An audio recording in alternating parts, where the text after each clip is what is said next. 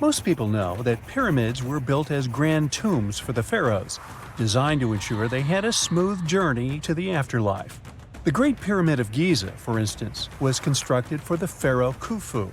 But what most people don't know is that this whole pyramid building trend started right here, with the step pyramid of Djoser, about 4,700 years ago. This massive structure was built for Pharaoh Djoser, a ruler from Egypt's 3rd dynasty. It rises 7 layers high above the ground and stands about 200 feet tall. We think of it today as a phenomenal architectural project. But for ancient Egyptians, the step pyramid of Djoser turned out to be more like a massive experiment, a trial run, if you will, to perfect their building skills before they moved on to even more ambitious pyramids. Reaching new heights is super exciting, but the real mystery is what is going on below the ground. In this pyramid's underground labyrinth, there is a network of tunnels stretching about 3.5 miles long. And some researchers believe these tunnels might have been part of a sophisticated water system that could completely change what we think about pyramid construction. Let's talk about this massive complex located in Saqqara. Surrounding the pyramid, there's what's known as a dry moat, a continuous trench that is up to 164 feet wide and almost 2 miles long. It forms a sort of rectangular shape around the pyramid. This trench has an average depth of about 65 feet. Now, if you were to add up all the earth and rock they dug out to create this moat, it would be about 10 times the volume of the step pyramid itself. For the longest time, people just assumed this trench was nothing more than a huge quarry, a place where they dug up stone and clay to build the step pyramid. Makes sense, right? But when you take a closer look, it doesn't add up. The trench is too narrow and deep to be practical for mining, and its layout doesn't match anything we know about ancient Egyptian quarrying methods. Plus, some sections of the trench are actually covered with a rocky ceiling, which would have made it nearly impossible to use as a quarry. Another theory suggests that the dry moat had some kind of spiritual significance. Maybe it was a sacred place, where souls of nobles gathered to serve the late king in the afterlife. There are even niches in the walls that work as a hint at this spiritual function. But most researchers believe that this purpose likely developed much later, long after the complex was built for Djoser. So what was the moat really designed for? In 2020, a researcher came up with a pretty intriguing idea.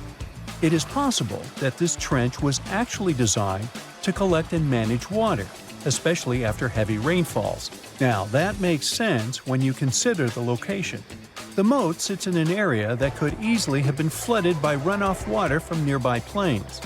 This could also explain why the trench wasn't used for new graves until much later when the climate became drier and less prone to flooding. The story becomes even more intriguing, as this trench appears to be part of a larger, more complex hydraulic system within the Djoser complex. It is like the trench has several compartments, carefully carved out of the rock and connected by tunnels. These compartments likely served as a part of a water treatment system, where water would flow from one compartment to the next, getting cleaner as it moved along. Now, here is where things start to tie into the pyramid itself. The Djoser complex has a series of underground shafts, and some researchers think that water from the moat's deep trench might have been used to power a hydraulic lift system, and this giant water-powered elevator could have been used to raise the heavy stones needed to build the pyramid. It worked like a volcano, but instead of lava, water did the heavy lifting. Imagine a big deep hole in the ground at the center of the pyramid site. Inside this hole, there was a huge wooden platform, kind of like a giant raft that could move up and down. When the workers wanted to lift a heavy stone, they would fill the hole with water. As the water rose, the wooden platform started to float up, carrying the stone with it, almost like a giant water-powered elevator. When the stone reached the right height, the workers slid it off the platform and onto the pyramid. The idea is that water from the deep trench, after being cleaned and filtered, would flow into these shafts. A massive float, possibly made of wood, would then rise as the water filled the shaft, lifting the stones up to where they were needed for construction. Once the stone was in place, they'd let the water out, lowering the platform back down to the bottom, ready to lift the next stone. This fancy hydraulic lift system could have been a game changer, making the whole building process a lot faster and more efficient without using a lot of workforce. It is like the ancient Egyptians were already embracing the whole idea of work smarter, not harder. But of course, not everyone is on board with this theory. Some experts argue that the area where the step pyramid of Djoser was built couldn't have held enough water from occasional rains to maintain such a fancy hydraulic system. The main theory suggests that, in the past, there might have been some kind of lake nearby that would have filled up after a period of rain, and this lake could have supplied water to the complex's hydraulic system. But there is no mention of such a lake in any ancient Egyptian writings, so it might be more of a what-if situation than a reality. And then there's the issue of the hard work itself. Remember when I said this method could have allowed the ancient builders to raise stones with far less effort? Well, that might not be entirely true. According to some experts, just building this hydraulic device would have required a lot more heavy work than simply moving the stone blocks using good old-fashioned manpower.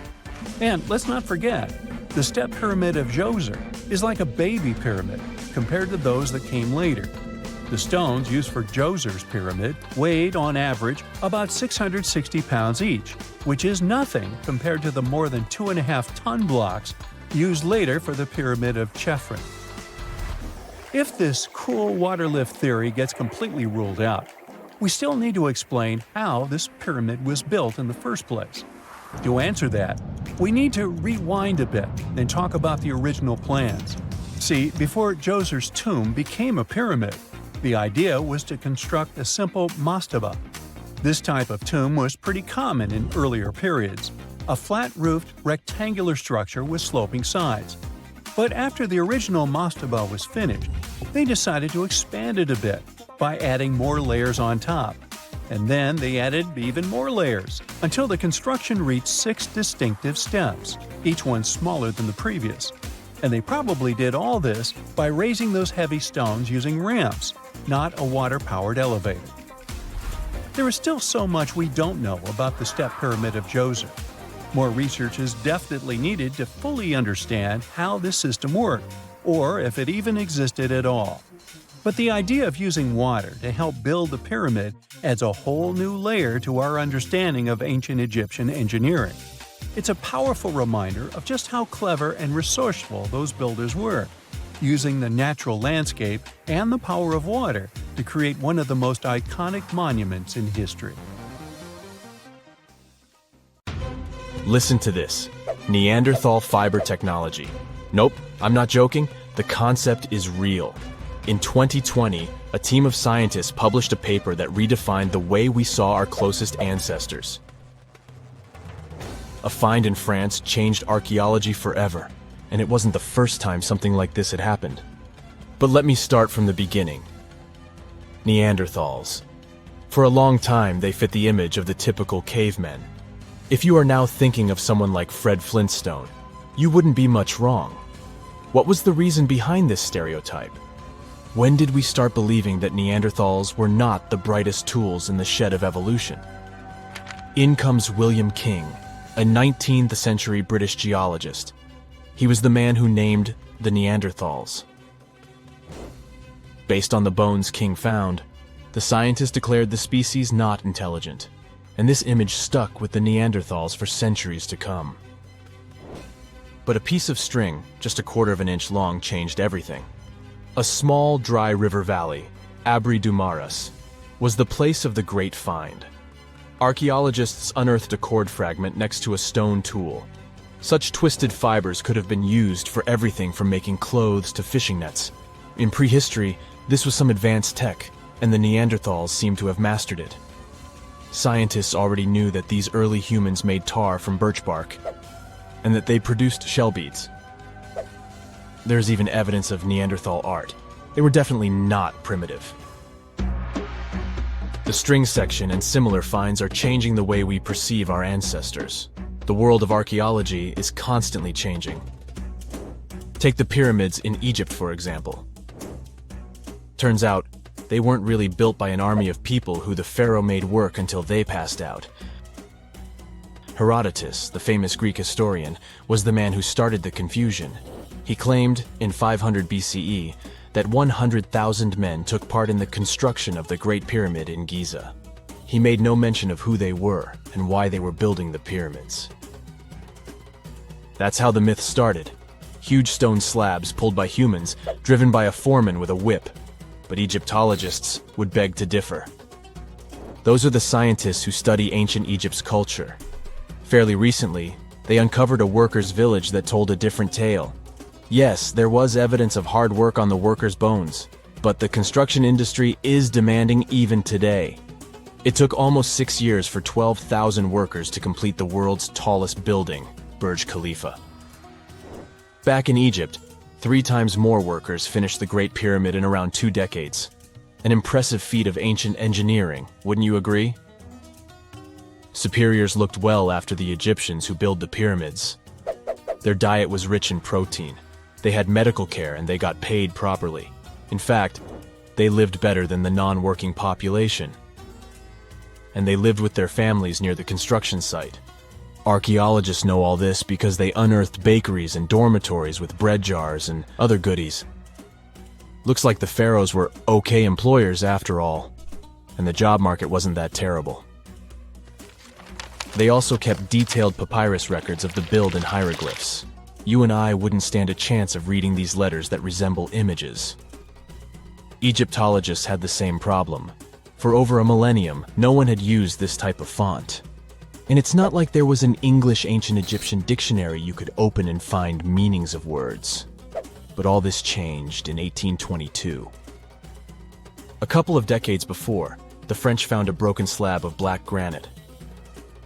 The stone contained one text in 3 scripts: Ancient Greek, Egyptian hieroglyphs, and Demotic. The last one was also the Egyptian language, but in a simplified script. Scientists dated it back to 196 BCE. The content is a religious proclamation. A French philologist and Orientalist, Jean-François Champollion, was the first one to crack the code. You see, people haven't forgotten ancient Greek letters. The Frenchman successfully matched the Greek letters with the ones in the Egyptian script. And voila, we were finally able to read hieroglyphs. The name of the piece of granite that made it all possible was the Rosetta Stone. The importance of its discovery went beyond archaeology. The word Rosetta Stone even entered the English dictionary. It represents a discovery that helps people understand an enigma that has been puzzling them for a long time. There are similar games. A symbol is attached to a particular message. Then you have to decode the message by replacing the symbol with a corresponding letter. In a nutshell, this is what scientists did with the Rosetta Stone more than 2 centuries ago. Do you know what is the oldest deciphered language in Europe? It has an unattractive name, Linear B. The script belongs to the Mycenaean Greek language. It predates the ancient Greek alphabet by several centuries. You can easily guess which script it is descended from. Linear A. The people from Crete used Linear B more than 1,000 years ago.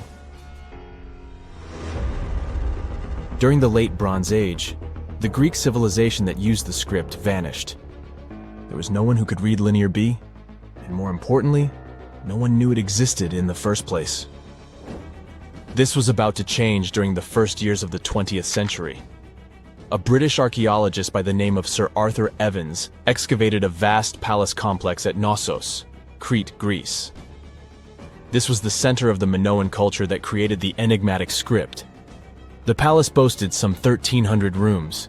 They had colorful paintings of dolphins, griffins, and bulls.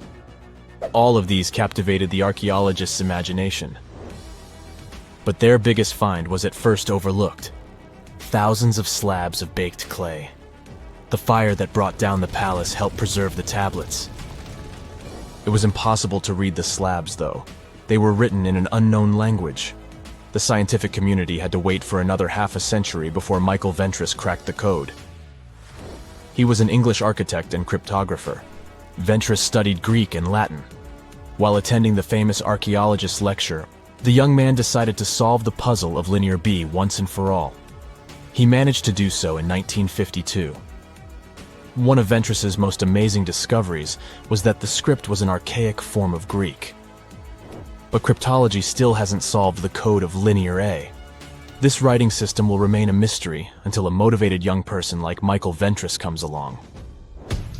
They wouldn't have to be a professional archaeologist. Basil Brown certainly wasn't. Yet in 1939 he discovered the richest early medieval tomb in Europe. This happened in Sutton Hoo in the southeast of England. This wasn't an ordinary tomb made out of stone. It was a full-size ship, 3 times as long as a London double-decker bus. And that's not all. Apart from its main purpose, the ship was full of riches. Deluxe hanging bowls, feasting vessels, gold and dress accessories, and luxurious textiles were just some of the treasures found. Archaeologists were also amazed by the silverware from distant Byzantium. You probably know this city as Istanbul, Turkey. Even in our age, it's several days' drive from Sutton Hoo. Just imagine how much time and money it cost to import a silver plate in the 7th century. That's when the ship went down, according to archaeologists. The English couldn't have done it. At that time, there was no England. The people living in the British Isles at the time were the Anglo-Saxons. Perhaps the ship from the grassy mounds in Suffolk belonged to one of their kings? We will never know. The local acidic soil did away with any possible evidence, or no one laid there in the first place. It could have been a cenotaph, which is a monument constructed to honor an important person. The archaeologists still don't have a definite answer. But what they have found at Sutton Hoo shed light on the Dark Ages. Before the discovery of the ship, they knew little about what had been going on in Britain after the Romans left. Now, the image of the early Anglo-Saxon society was much clearer. Perhaps the English soil will be the site of the next great breakthrough in archaeology. Wow! Scientists have found a lost city beneath Egypt's pyramids. And it's incredibly large, bigger than the biggest target you can imagine. Underground chambers, passageways, and vertical structures. Scientists have no idea what purposes they serve. But let's start from the very beginning. Italian and Scottish scientists studying the Pyramid of Khafra discovered something that looked like secret tunnels under 3 pyramids. This find might change what we know about ancient Egypt. The expedition, called the Khafra Project, was led by Corrado Malunga from Pisa, Italy, and Filippo Biondi from the University of Strathclyde, Scotland. Their mission was to focus on exploring Khafra's pyramid, the second largest on the Giza Plateau. Scientists uncovered a massive structure beneath the Pyramid of Khafra. Could it be an ancient Egyptian underground city? The experts analyzed the data they had and came to the conclusion that 8 large vertical structures could be hiding beneath, possibly wells or shafts. They extend a staggering 6,500 feet across. Imagine placing 2.5 Burj Khalifas on the ground, one after another, and you get the sheer size of this find. These shafts also plunge nearly 2,000 feet underground. Some of the deepest underground stations in the world are located at a mere 380 feet underground or so. These cylindrical shafts are surrounded by spiral paths. Picture some old Gothic castle. They're connected to 2 giant, weirdly shaped chambers. Are those cubes? Or possibly bowls? Each of these chambers is likely more than 260 feet across. Now, even though we know about the structures now, no one has figured out their original purpose yet. Want to hear something even more shocking? Okay then. The team is almost sure that similar access points can be found under all 3 pyramids. In other words, all of them might be linked by a hidden system of underground tunnels, chambers, and passages. Even deeper, about 4,000 feet under the surface, there might be more unknown structures. And doesn't it add to the mystery? But the coolest news is that, according to some team members, these hidden structures near Giza pyramids could align with the legendary Halls of Amenti. In ancient Egyptian mythology, it's a place where people are believed to arrive when they're close to the end of their days. There, they are said to take a 3-day-long trial, facing their biggest fears. Now, how did scientists even discover these hidden spaces? To uncover them, researchers used 2 satellites positioned 420 miles above Earth. They sent radar signals to the Giza plateau, and these signals generated detailed images, which were later compiled into a 3D model of the underground layout, including the newly detected shafts. Then, using synthetic aperture radar or SAR technology, which is a type of radar that can penetrate through stone, the team also spotted 5 small room-like structures hidden deep within the pyramid. One of these chambers contained a sarcophagus, which was once thought to be the tomb of Pharaoh Khafre. But now, scientists believe this was a mistake. The true burial site is likely to be elsewhere. In any case, these 5 hidden rooms were completely unknown before the scans. They seem to be arranged in the center of the pyramid and are linked to underground pathways leading somewhere below the structure. There's an opinion that these tunnels could lead to more hidden chambers and wells. Some of them might be around 4,500 years old. Wow! What if they help us solve ancient civilization mysteries? Preliminary data suggests that all this underground space can be much more than a few empty chambers. There might be many more hidden structures near the Giza pyramids. How come? Well, the thing is, the structure appears to include hollowed-out sections with spiral pathways leading even deeper underground. Refining the images hinting at this could reveal an extensive subterranean network. It might be a whole city hidden under the surface. Now, despite the excitement surrounding these findings, there are also a lot of people who don't believe in the existence of the underground city. They're skeptical about the archaeological discovery in Egypt due to the lack of peer-reviewed verification. That's why several archaeologists and radar experts have challenged the validity of the claims. They've explained that the technology used to make the discovery may not be advanced enough to produce such detailed underground imagery. According to them, the 5 smaller chambers found near the surface could be natural formations, since the area had had sacred significance long before the construction of the pyramids. Some experts have even dismissed the use of radar methods in this context altogether. They call these methods scientifically unproven and question their accuracy.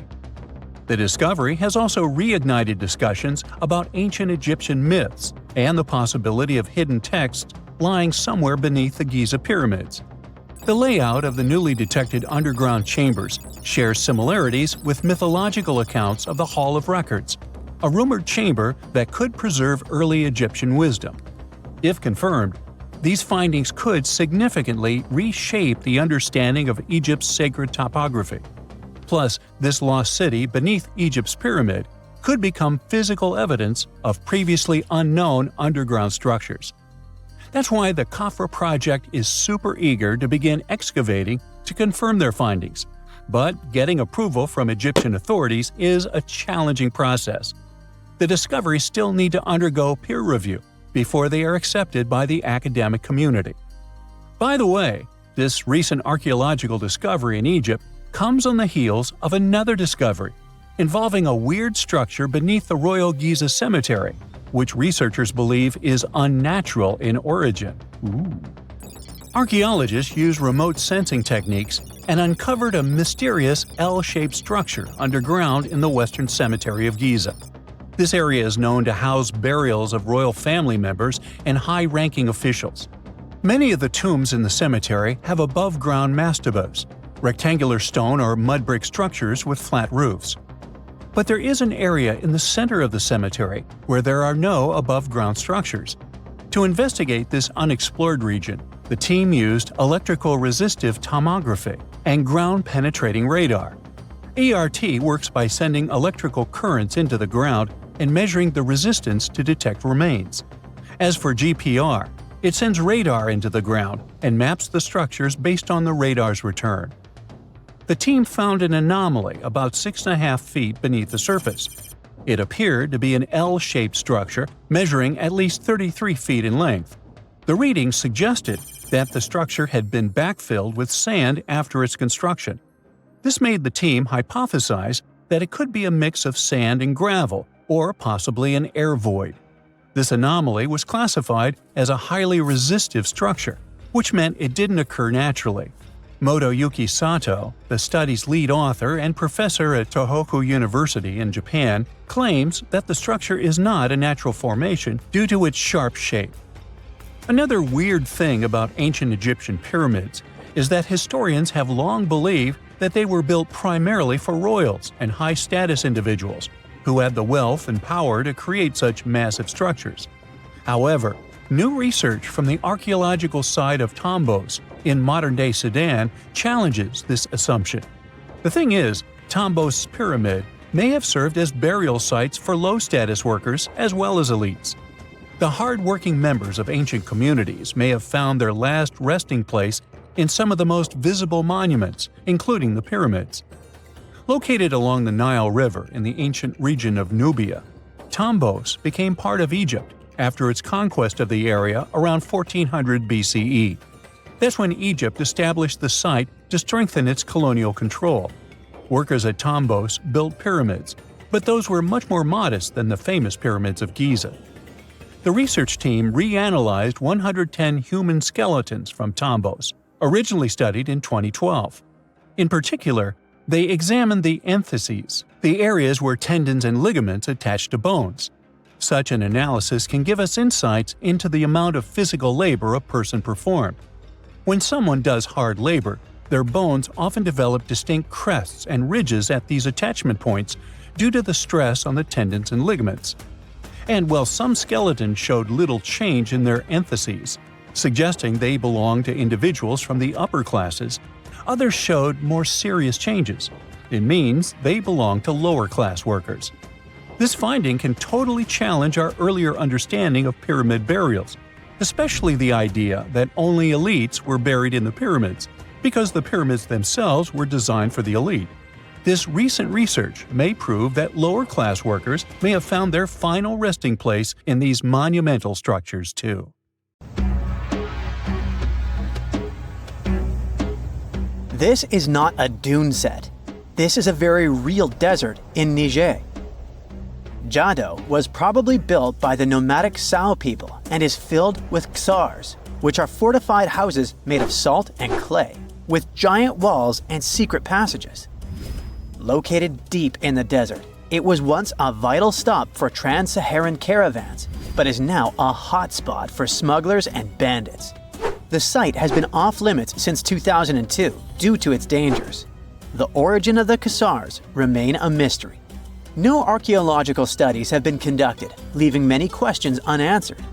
Even today, shifting sands reveal and conceal parts of these ancient ruins, fueling local speculation about what might still be hidden beneath the desert. Speaking of connective tunnels, scientists were blown away by the discovery of lava tubes in Saudi Arabia. These underground passages form when molten lava cools down. Researchers believe that ancient nomadic groups may have utilized these tunnels to survive the super harsh desert climates. While excavating the tunnels, archaeologists uncovered artifacts, rock art, and skeletal remains.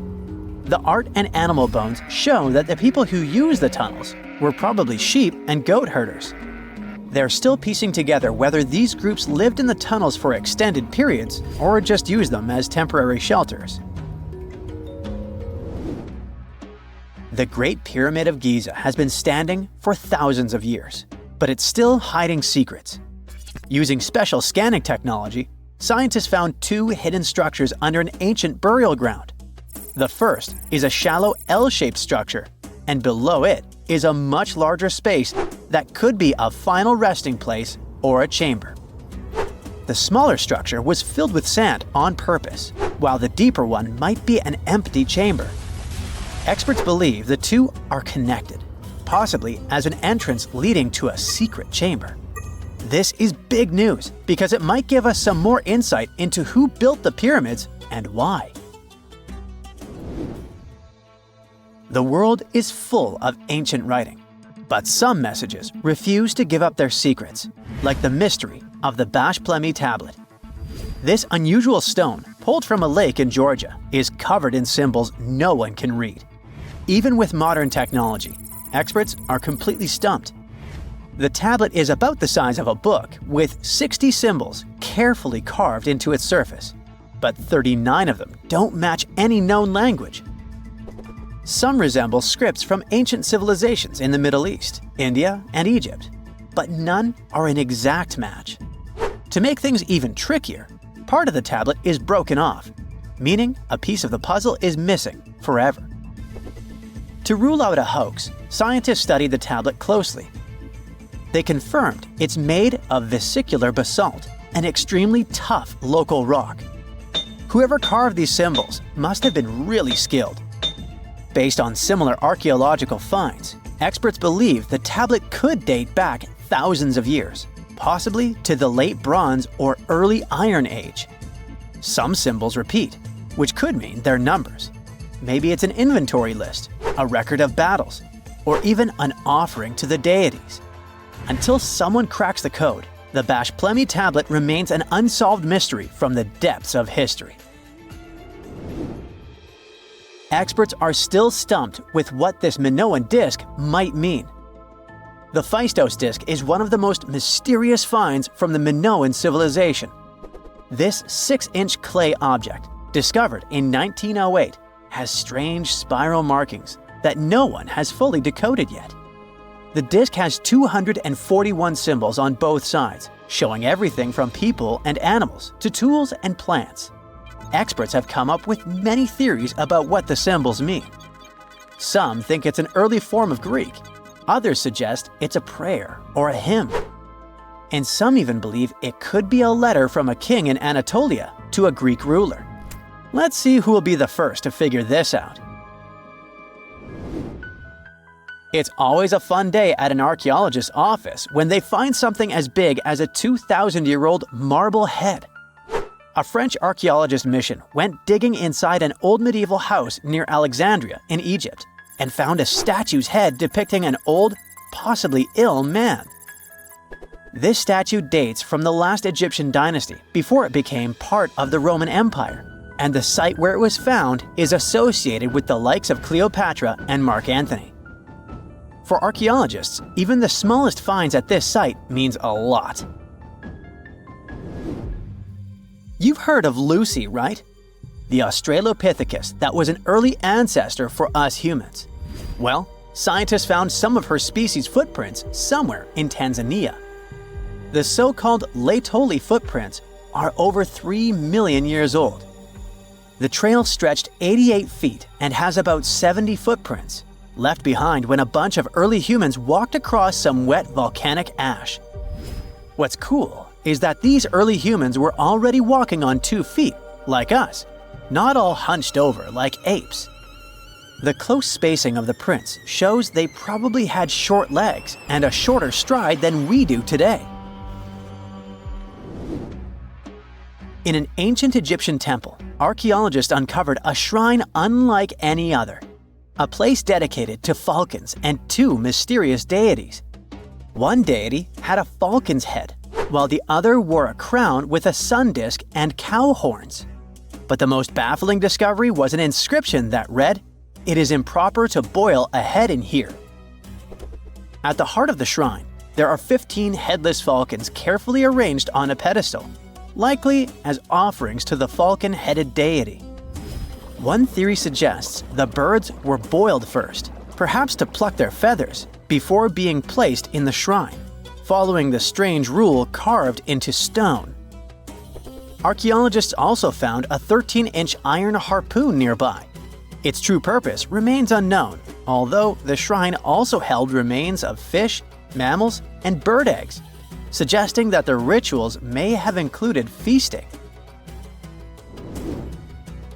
And speaking of ancient Egypt, meet Hathor. Scientists named her after the ancient Egyptian deity of motherhood, music, and singing.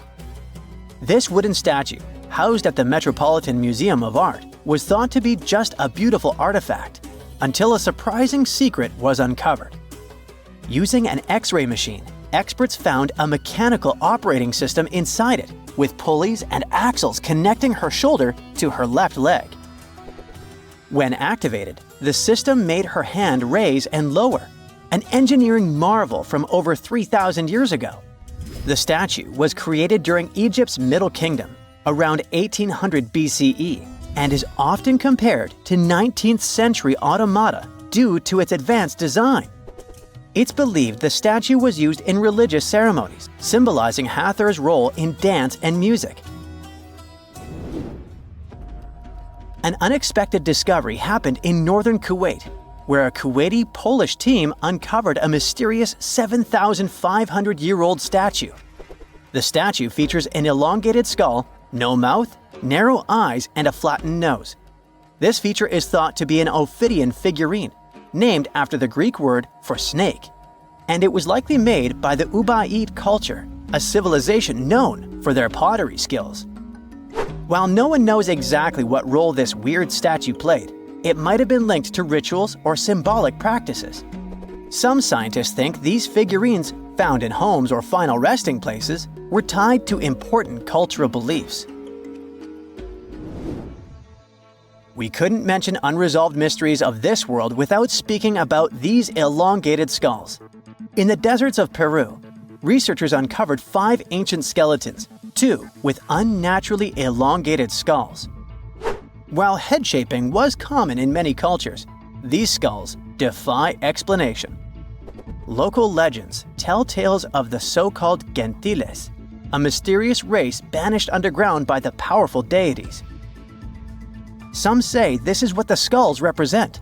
Others think this is some type of genetic anomaly, which was confirmed after finding an infant skull, too large to be artificially shaped.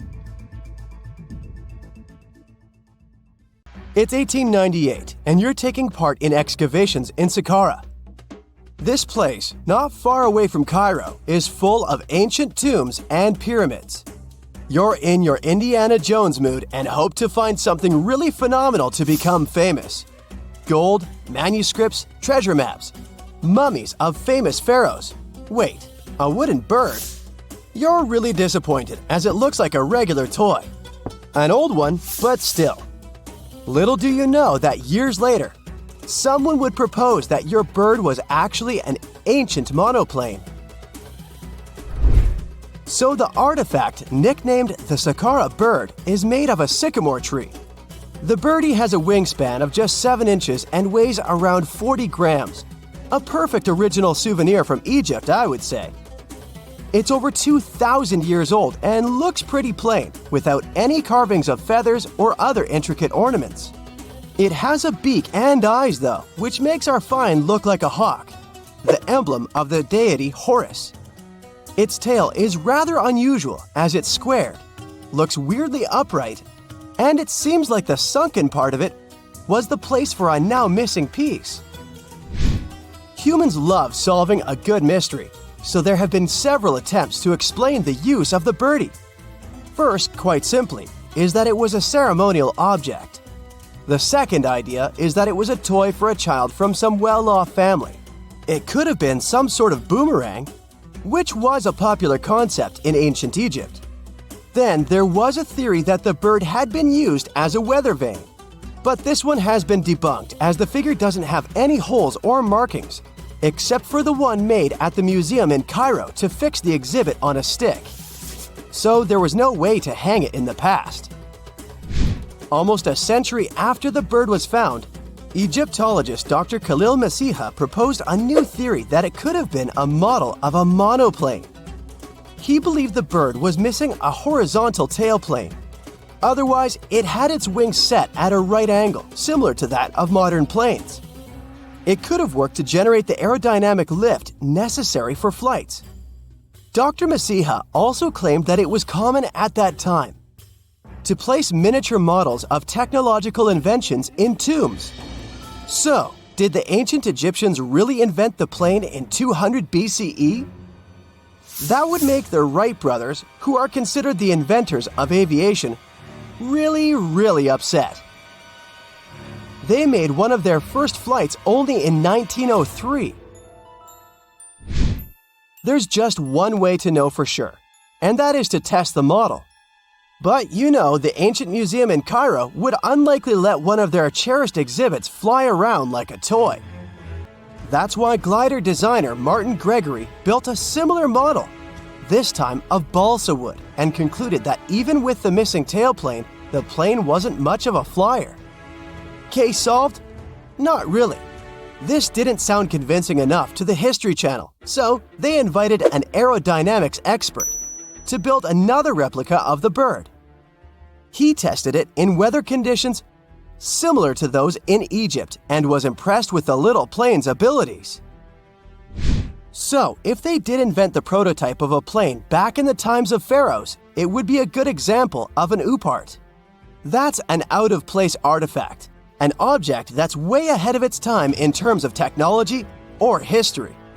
And the Saqqara Bird isn't the only example of such a revolutionary concept. In 1901, a group of divers retrieved the Antikythera mechanism from an underwater shipwreck near the Greek island of Antikythera. It's been dubbed the world's first analog computer, and it's currently dated around 100 BCE. The bronze mechanism could tell the position of the sun, moon, planets, and stars, as well as the lunar phase, the dates of upcoming solar eclipses, and even the speed at which the moon moves through the sky. No one's sure who used it and how or where it was made. But it's obvious that it's extremely precise and way too advanced for its time. The first flushing toilets in the world were invented in the middle of the 20th century. Just kidding. The ancient Minoans on the Mediterranean island of Crete and the Indus Valley civilization both came up with this brilliant invention at the same time, around 4,000 years ago. The plumbing and sanitation were so well done that no one managed to design anything better until 2,000 years later. One ancient Minoan lavatory was discovered at the Palace of Knossos. It looks like it had a wooden seat set over a tunnel that directed water from a rooftop reservoir to an underground sewer. Other varieties got water from jugs. Only the super rich people could afford all this glory. So if you wanted to shop for real estate back then, the flushing toilet would be a telltale sign you were in the rich neighborhood. Automated doors became a cool, seemingly new invention back in 1931. But the technology behind them is actually much older. Think the 1st century CE old. Mathematician and engineer Heron of Alexandria came up with a hydraulic system to open and close temple doors. To bring it into action, you need to light a fire to produce heat. There was a brass pot under the fire, half filled with water. The inventor connected the brass pot to containers that acted as weights. When the fire was burning, the water moved into the containers. They went down and pulled the ropes. It was nothing like a supermarket door that opens in front of you before you even have time to think. Heron's door took hours to open, and there was no way to stop the process. That's why they only opened the doors once a day before people entered the temple, to add some mysticism at the temple during ceremonies. Spooky. Looks like the first ever battery was invented in Baghdad around 2,000 years ago. A German archaeologist found this oval-shaped clay jar in 1938. Scientists are still not sure what purpose it served and who exactly invented it. There is a theory that it was used for electroplating objects with precious metals. When they filled it with a weak acid like vinegar, the battery produced around 1 volt of electricity. Another theory says it was a vessel for sacred scrolls. Would you like to buy contact lenses designed by Leonardo da Vinci himself? In 1508, he invented a glass lens with a funnel on one side. You were supposed to wear it with water inside to improve your vision. Sounds a bit uncomfortable, doesn't it? So, around a century later, French scientist René Descartes decided to improve the idea and make the cornea contact the future lenses. Contacts because they contact your eyes, get it? The glass tube with liquid did help improve vision, but blinking was sadly impossible. 2.5 centuries later, new technologies in the glass industry let scientists design contacts that would fit in the eye and even let the wearer blink. Thanks, guys. Still, those lenses were made of heavy blown glass and didn't let the eye breathe. About 50 years later, contacts became plastic, lightweight, unbreakable, and scratch-resistant, but still covering the entire eye. And then, in 1948, an English optical technician accidentally sanded down a plastic lens and figured out they'd still be in place even if they covered only the cornea. Imagine you're living in 19th century London and need to send a message to New York. It would have taken about 10 days to get there by ship. So when delivery time went from days to hours in 1858, it was a true sensation. The first message was sent by Queen Victoria herself. It was all made possible thanks to the Transatlantic telegraph cable, running under the ocean. Sadly, the new cool invention only lasted a few weeks. It took years to bring it back to life. 2 centuries ago, a 31-year-old Frenchman stormed into his brother's office in Paris. He had only one thing to share. "I've got it!" The man was so excited that he immediately collapsed. He spent the next 5 days in bed recovering his health. Who was this mysterious person, and why was he so thrilled? Jean-François Champollion made one of the greatest scientific breakthroughs in human history. He had cracked the code of Egyptian hieroglyphs. This enabled scientists to finally unravel the secrets of this ancient civilization. They weren't able to read hieroglyphs for nearly 2,000 years. After the Romans took over Egypt, the intricate writing system slowly faded away from people's minds. The last of the hieroglyphic texts date back to the 4th century. For thousands of years, Egyptians used images to show their lives. But the knowledge of how to read these pictures was lost to modern science. The story of hieroglyphs began in 3250 before current era. That's when ancient Egyptians developed writing. Their motivation was to better organize the distribution and storage of goods. One of the earliest examples is a ceramic jar that had an inscription in black ink. There were 2 major writing systems. The first were the hieroglyphs, which literally means sacred carving. Egyptians carved hieroglyphs in stone on temples, tombs, and similar monuments for 3,000 years. They present a system of pictorial texts. A pictograph is a picture or a drawing that stands for an idea of a word. It's a precursor to the true writing as we have it today. For example, when Egyptians wanted to write ibis, they would draw a small image of the bird. Hieroglyphs can be found on walls. They were a formal way of writing. The other writing system was hieratic. Egyptians mostly used it when writing on papyrus.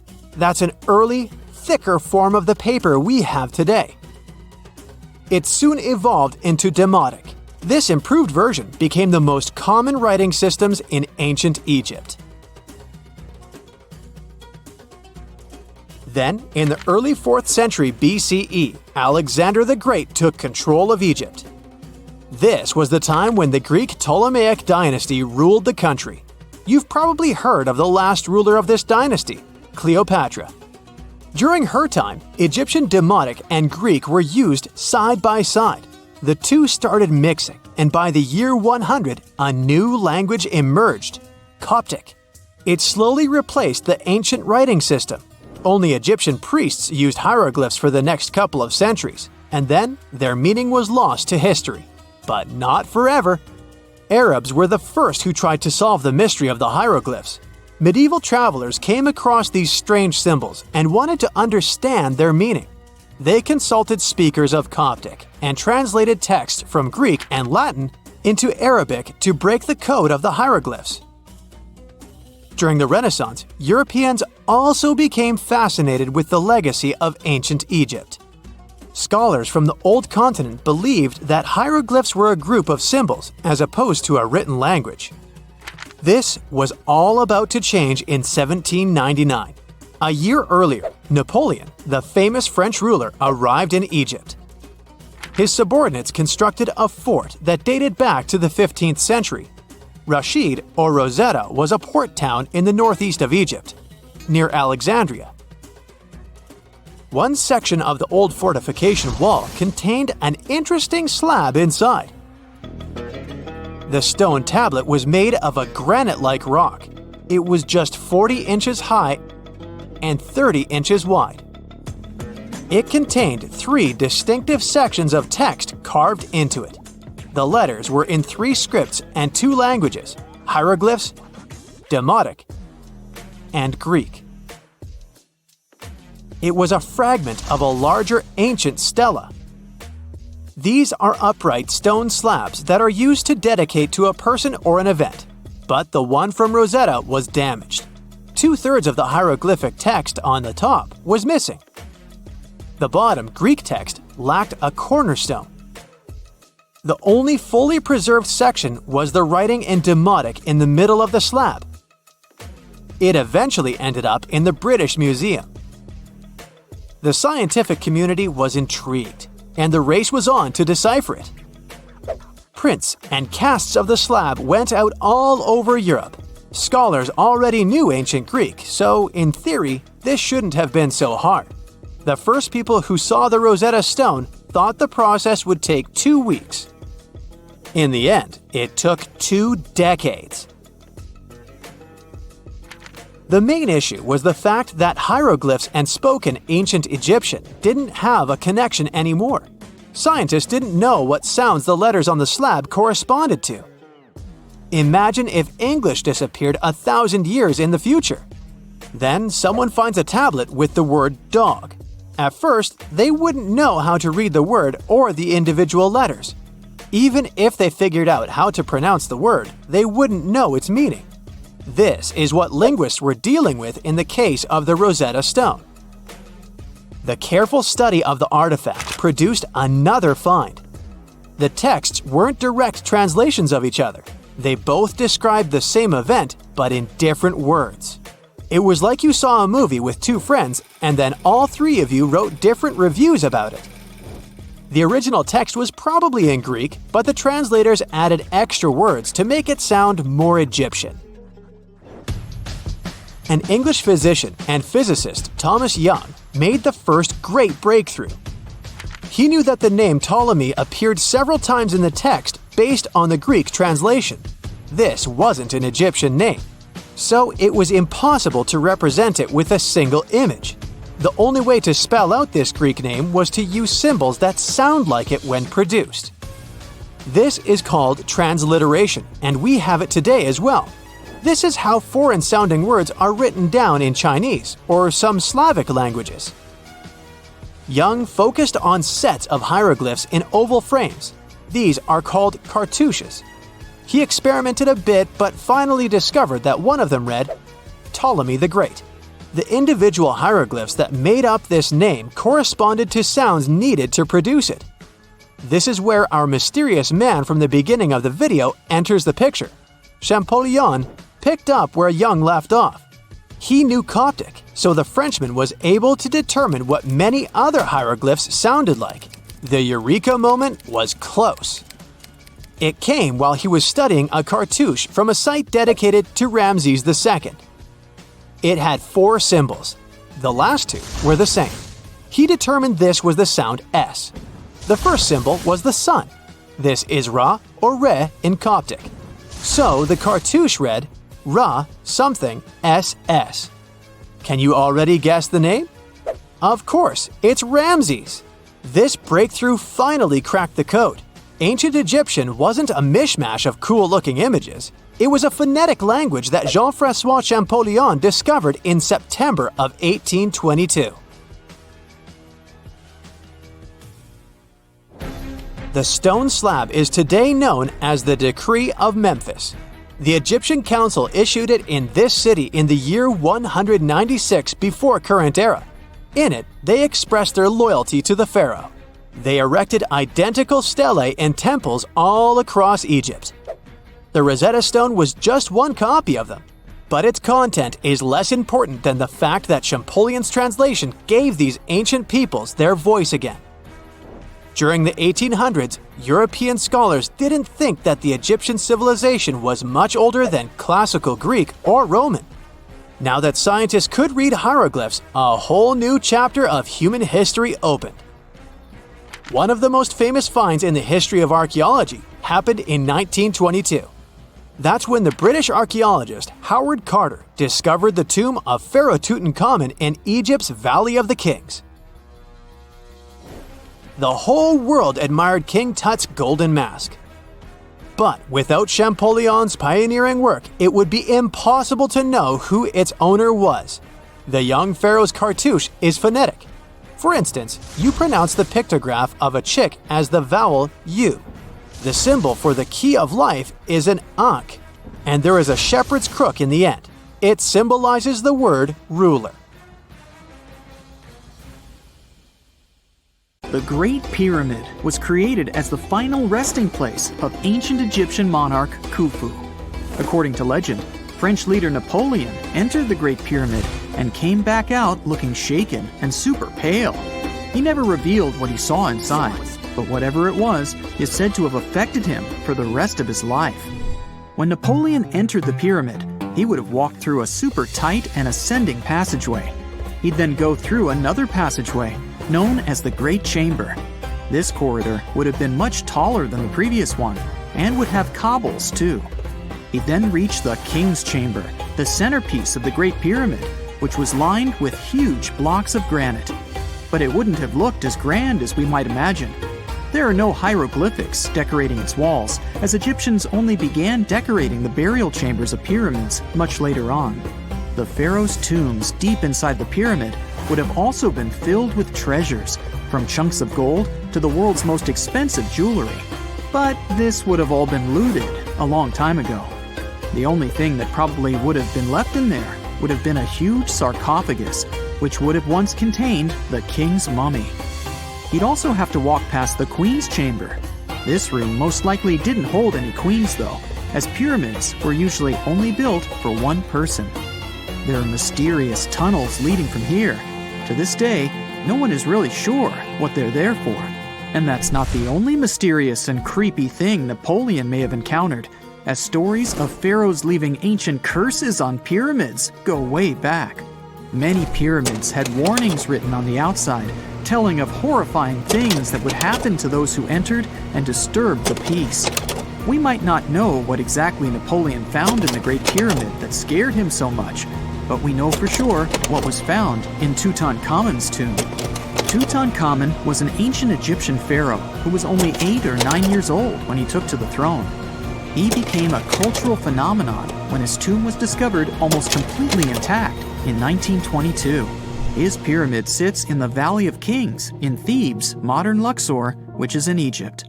Unlike the Great Pyramid, Tutankhamun's tomb was covered in beautiful wall decorations. The walls told the story of how he would travel to the afterlife through the underworld. Egyptians believed all people would have to take this journey, so they would fill their tombs with objects and paintings to help them get there. There'd also be spells painted on the walls. They believed this would help people pass over to the next realm.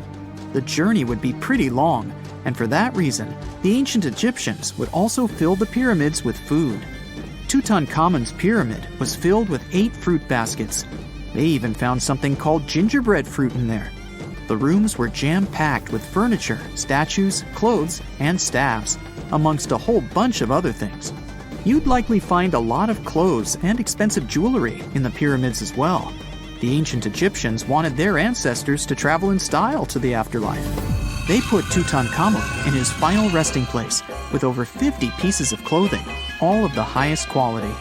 There were tunics, scarves, gloves, and headdresses, and a ton of jewelry. Bracelets, pendants, necklaces, rings, and scarabs for protection were all found inside. Each of them was made of gold or precious stones. There were also fans made of ostrich feathers to keep the old pharaoh cool in the hot Egyptian sun. But the temperature inside the pyramids never actually went above 68 degrees Fahrenheit. The ancient Egyptians developed a super cool air conditioning system that we don't fully understand even today. Tutankhamun's pyramid also contained 130 walking sticks made from ebony, ivory, silver, and gold to help him on his journey. There were 3 chariots hidden away in case he got tired of all the walking. They also put 11 boat paddles inside, but there was no sign of any boat. The pyramids would be littered with the pharaoh's favorite scents and perfumes. During the excavation of Tutankhamun's pyramid, it quickly became clear that it had been robbed during ancient times. There was damage to doors and traces of oils left in empty jars. It looks like someone raided the pyramid for gold and the scents, perfumes, and oils that had been left for King Tut. There was still a bit of perfume, which was made from coconut oil and frankincense, left in one bottle. It seems like Pharaoh Tutankhamun loved board games. There was an ivory traveling set of Senet in his pyramid. Although we don't know for sure exactly how to play it, we have figured out it was sort of an ancient Egyptian version of backgammon. It looks like it was a two-player game where the goal was to knock your opponent off the board. Not really sure who Tutankhamun's mummy was supposed to play with, though. The ancient Egyptians had some rituals that may seem pretty strange to us. For example, they used to shave their eyebrows off if they ever lost a cat. So it's not too surprising they put some really weird things inside pyramids. Archaeologists discovered a collection of mummified cats and scarab beetles in pyramids that date back more than 4,000 years. They were found in the pyramids of Saqqara, which is south of Cairo. They also found a bunch of makeup kits and mirrors inside. Makeup was worn proudly by both men and women in ancient Egyptian times. Eyeliner was the most popular cosmetic. The Rosetta Stone was one of the best discoveries ever made in pyramids. It was found by our man Napoleon Bonaparte and his team. It's a black granite rock that dates back to 196 BCE. It's transcribed in Greek, Demotic, and hieroglyphic.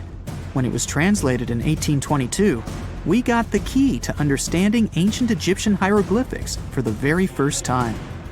The discovery of Queen Hatshepsut's mummy in 1903 changed our understanding of the Egyptians forever. After she had passed away, her successor, Thutmose III, removed most of the evidence of her reign, so we basically knew nothing about Egypt's first great female leader. She's now gone on to become one of the few and most famous female pharaohs of Egypt. Pharaoh Khufu even had a fully fledged boat in his pyramid. Archaeologists uncovered more than 1,200 pieces of a giant boat near the Great Pyramid at Giza. They reassembled the boat, and it's a whopping 144 feet long. It's most likely a solar boat, which was designed to carry the resurrected king with the deity Ra. Fun fact, the Pyramid of Giza is the last remaining of the 7 wonders of the ancient world. The other 6 are the Hanging Gardens, the Colossus, the Temple of Artemis, the Mausoleum, the Lighthouse, and the Statue of Zeus. This pyramid was also the world's tallest man-made structure for 3,800 years, and it's the biggest pyramid in Egypt. It took a staggering 2.3 million blocks of limestone, and some weighed as much as 80 tons. It took an incredible 100,000 laborers and a whopping 23 years to build. Its original height was a mega 480 feet. In 2017, archaeologists discovered something weird about Egypt's Great Pyramid. There's a hidden void that's at least 100 feet long, and no one really knows why it's there or what's actually inside it. The weird void is the first inner structure discovered within the 4,500-year-old pyramid since the 1800s. Scientists used cosmic rays to detect the massive hole, but are still no closer today to finding out what's inside. The ancient Egyptians took a lot of care building the pyramids, and everything was strategically placed and structurally sound, so it's super unlikely that this hole is due to blocks falling over time. Loads of pyramids also contain small model figurines called ushabti. These represented attendants. They believed they would come to life to serve the pharaohs in the afterlife. But it's amazing that all this stuff actually fit inside. There isn't actually a huge amount of space inside the structures. It's mostly just rock. In November 1922, a boy walked through the desert mountains of Egypt and discovered some ancient steps carved into the rock. Subsequently, this find became one of the world's largest and most significant archaeological discoveries. This step was part of Tutankhamun's untouched tomb. Archaeologists found about 5,000 ancient objects, including jewelry, fabrics, painted vases, and funeral masks. You've probably seen one of them. It has become one of the most recognizable attributes of ancient Egypt. More than 100 years have passed since then, and now humanity has finally become close to another large-scale discovery, the tomb of Cleopatra. This queen was the last active ruler of the Ptolemaic Kingdom of Egypt, who sat on the throne from 51 to 30 BCE. There are many ancient records about Cleopatra, her reign, and her unusual personality, but until now, no one has discovered the secrets about her passing away in the burial place. So, one archaeologist, Dr. Kathleen Martinez, has been studying ancient records and temples around Alexandria for decades and concluded that the tomb of the queen should be located under the ancient city of Taposiris Magna, founded in 280 BCE. It was a big city on the northern coast of Egypt where tens of thousands of people were engaged in trade and industry, and it seems that Dr. Martinez's guesses turned out to be correct. She and a group of archaeologists have discovered a secret underground tunnel near Alexandria with a length of about 0.8 miles. It was cut into the rock under Taposiris Magna's temple. During further excavations, they found many things that indicate Cleopatra's tomb lies in the tunnel's depths. It's also possible that she is buried there together with the Roman commander, Mark Antony. According to ancient records, Cleopatra and Mark Antony loved each other and together opposed the Roman Senate, which declared Antony a traitor. The fact that natural disasters have occurred on the territory of Taposiris Magna for thousands of years can complicate the excavations. Earthquakes and floods destroyed the city and possibly flooded its underground tunnels. But archaeologists hope the ancient tomb remains untouched, and that it hides many treasures and records about the royal life of ancient Egypt during the reign of the last dynasty. There's a chance that excavations will go underwater and in the mud. This will require much time and funding, but archaeologists are sure it's worth it. Anyway, it's too early to say that Cleopatra is really buried there, but scientists have found many things in the tunnel that confirm this, including clay pots, dozens of coins with the image of Cleopatra and Alexander the Great, as well as a bust with the image of the Egyptian queen. Cleopatra is still one of the most popular personalities in Egypt, on an equal footing with Ramesses III and Tutankhamun. She inspired many films, paintings, and books, but what made her so popular? She became famous for her inconsistency. She was a beautiful, intelligent ruler who pulled Egypt out of the crisis and made it a prosperous power. Medieval Arabic texts say she knew chemistry, mathematics, and philosophy, and may have written several scientific books. She knew several languages and had excellent diplomatic skills. At the same time, there are many legends that she was a femme fatale who drove many men crazy. However, there's no evidence that her beauty was incomparable. The image of a stunning model was created by Hollywood when it made several films where famous actresses performed the role of Cleopatra. And the Roman Emperor Octavian, the adopted son of Julius Caesar, specially created the image of Cleopatra as an insidious seductress because he was her enemy. Even though she was born in Egypt, Cleopatra wasn't an Egyptian. Her ancestors were Greeks, among whom was one of the generals of Alexander the Great. However, the people of Egypt loved her. She learned the language and was very sensitive to the traditions of this country. She knew the history, mentality, and customs of ancient Egypt well. She raised the level of its economy and strengthened its status as a world power. Much of this was made possible thanks to her cunning and impressiveness. She loved theatrical performances and lavish celebrations. She knew how to surprise people and put on a show. But behind the exterior image of a luxury lover was an intelligent and calculating ruler. Ancient Egypt was a rich, luxurious country, and Cleopatra did everything to increase its wealth and strengthen its position in the international arena. For example, she was once in conflict with her brother Ptolemy XIII Odd. The queen knew that she wouldn't be able to resist him, so she decided to attract Julius Caesar to their side. The Roman emperor arrived in Alexandria, where Cleopatra wanted to meet him, but Ptolemy knew about her plans and was about to prevent her from coming to Caesar. Then, instead of a rich and noisy arrival, Cleopatra decided to make her visit inconspicuous. She wrapped herself in a carpet or linen bag the emperor's servants carried into Caesar's private chambers. Cleopatra emerged from the carpet and impressed the Roman emperor with her beauty and determination. As a result, they fell in love with each other and became close allies. After some time, she impressed another influential Roman for diplomatic purposes. She arrived to meet Mark Antony on a golden barge with purple sails and silver oars. Cleopatra was dressed in the image of Aphrodite and sat under a magnificent canopy. Her servants dressed like cupids and were blowing her fan and burning incense. But Cleopatra created such a show for a reason. She knew that Antony revered Greek mythology and considered himself the embodiment of Dionysus. As a result, he was so impressed with this woman that he ended up marrying her. Cleopatra defended her crown, strengthened her alliance with Rome, and bore Antony 3 children. In Egypt, they threw big parties and enjoyed wealth with power. However, the relationship of a high-ranking official with the Egyptian queen caused a scandal in Rome. Octavian was Antony's primary opponent in the struggle for power, so he exploited the situation to darken the competitor's reputation. He used propaganda to make Cleopatra an insidious seductress in the eyes of Roman citizens. He accused Antony of succumbing to her charms. The Roman Senate supported Octavian and declared Cleopatra an enemy.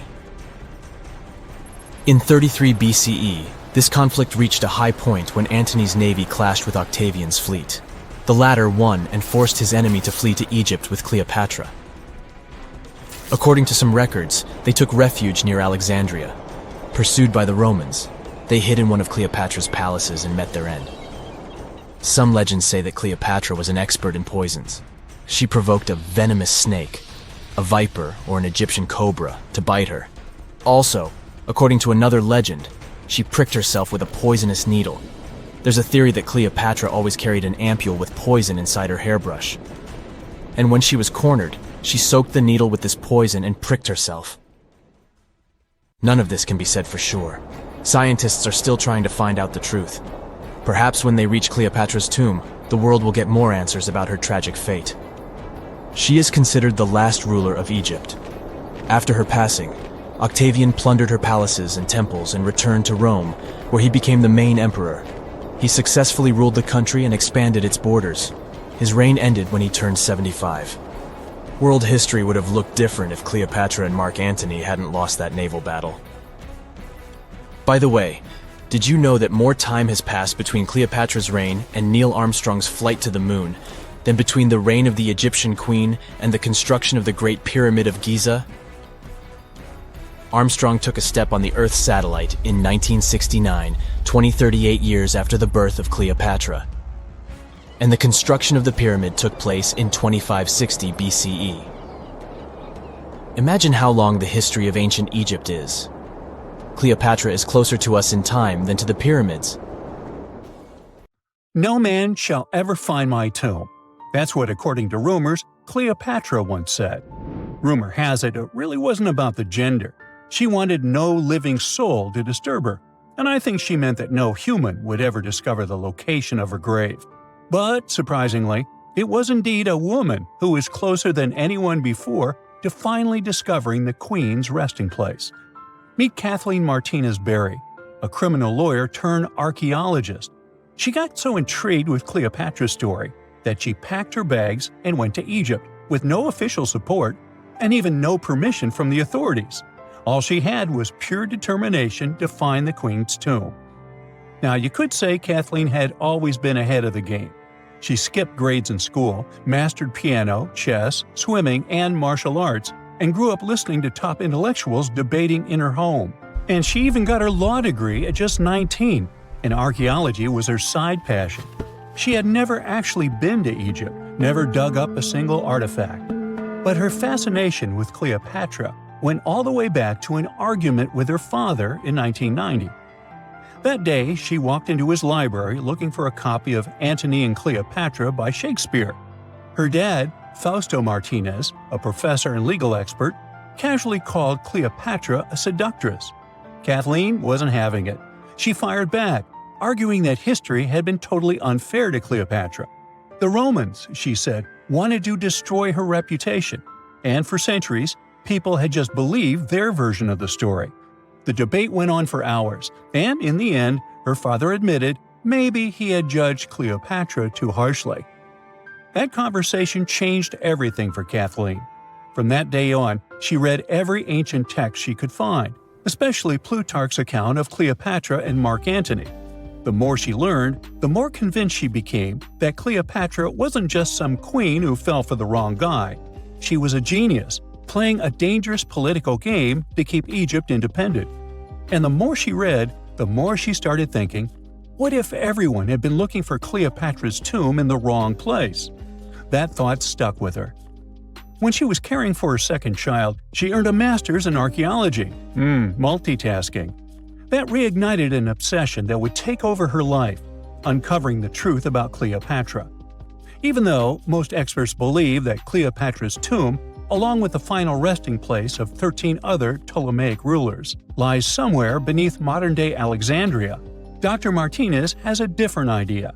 She believes Cleopatra was buried at Taposiris Magna, an ancient temple dedicated to Osiris, the Egyptian deity of the afterlife.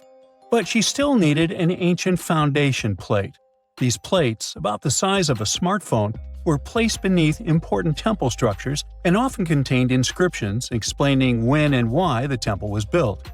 If she could find a plate that confirmed the temple was dedicated to Isis, Cleopatra's patron deity, she'd have solid proof that this was the right place to look. Nothing could deter Martinez. She excavated the entire temple site, digging deeper than anyone before her. Her team found coins with Cleopatra's name and face stamped on them. It meant Cleopatra had a direct connection to this site.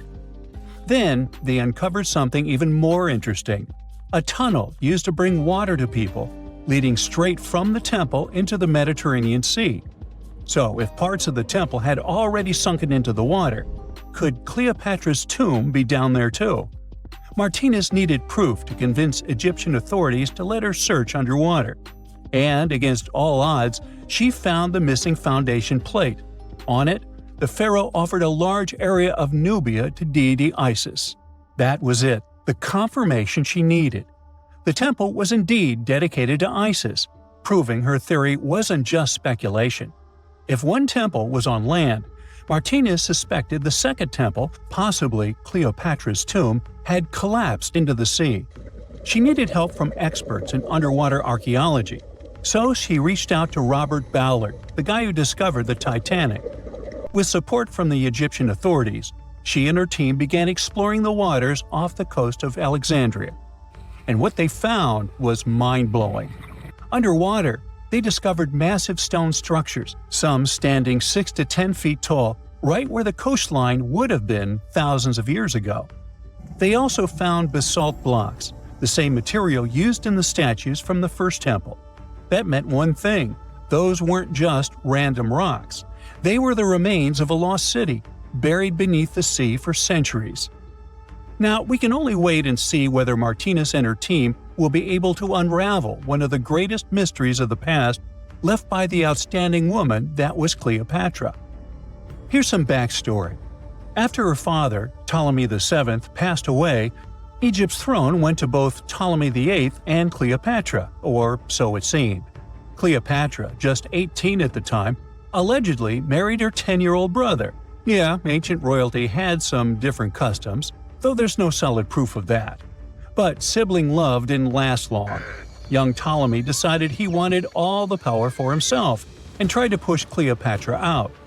Forced to flee the country, she didn't just sit around feeling sorry for herself.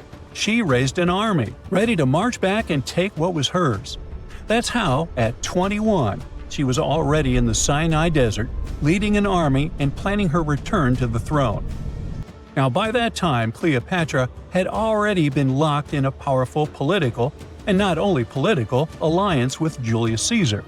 In June 47 BC, she gave birth to a son, Ptolemy Caesar, better known as Caesarion, who, many believe, was Caesar's child. But that didn't stop her from playing by Egyptian royal rules. And her husband number 2, her other brother, Ptolemy XIV. Yep, despite her ongoing affair with Caesar, Cleopatra married yet another sibling, because, in her world, keeping the throne in the family was the name of the game. Now, marriage aside, Cleopatra's bond with Caesar stayed strong. She even traveled to Rome with Ptolemy XIV for a state visit, But instead of playing the role of a dutiful queen, she stayed in Caesar's private villa by the Tiber River. But after Julius Caesar lost his life in 44 BCE on the Ides of March, Cleopatra's political standing became shaky. To make matters worse, her brother-husband Ptolemy XIV passed away soon after, and some suspect Cleopatra had a hand in it, leaving her as the sole ruler of Egypt. Meanwhile, back in Rome, Mark Antony was rising to power as Caesar's presumed successor. Wanting to size up the Queen of Egypt, he summoned Cleopatra, and she did not disappoint.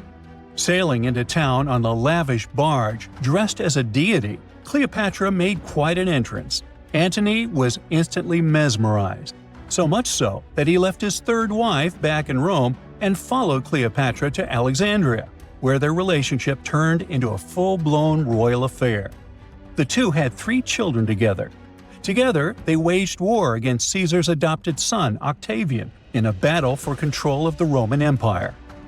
The last time the queen was seen, she was in her mausoleum, dressed in full royal splendor, diadem on her head, lying on what Plutarch called a golden couch.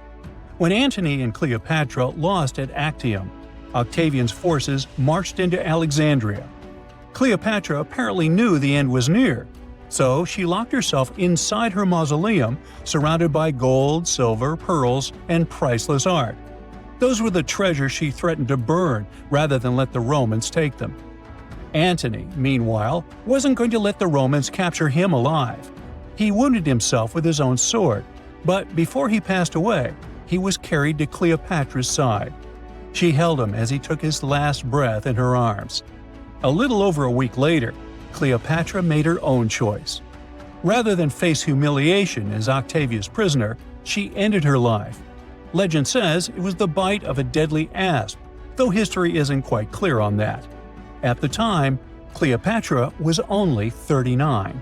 Sounds like a rather full life to me.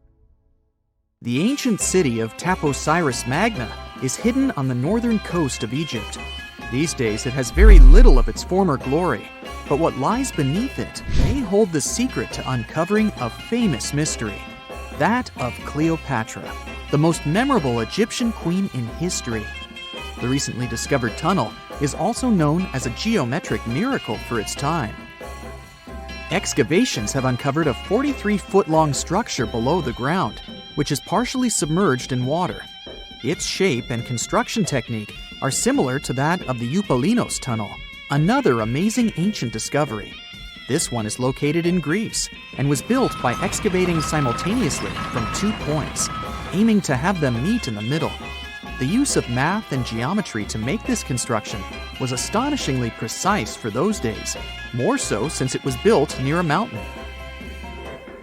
Archaeologists that have been working on the Taposiris Magna site since 2004 believe this tunnel may lead to the lost tomb of Cleopatra. The clues they found so far seem to back up this theory.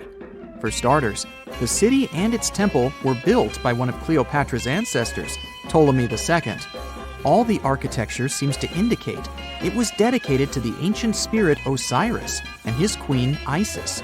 Throughout her reign, Cleopatra did try to associate herself with Isis, so it may be no surprise she chose this location as her final resting place.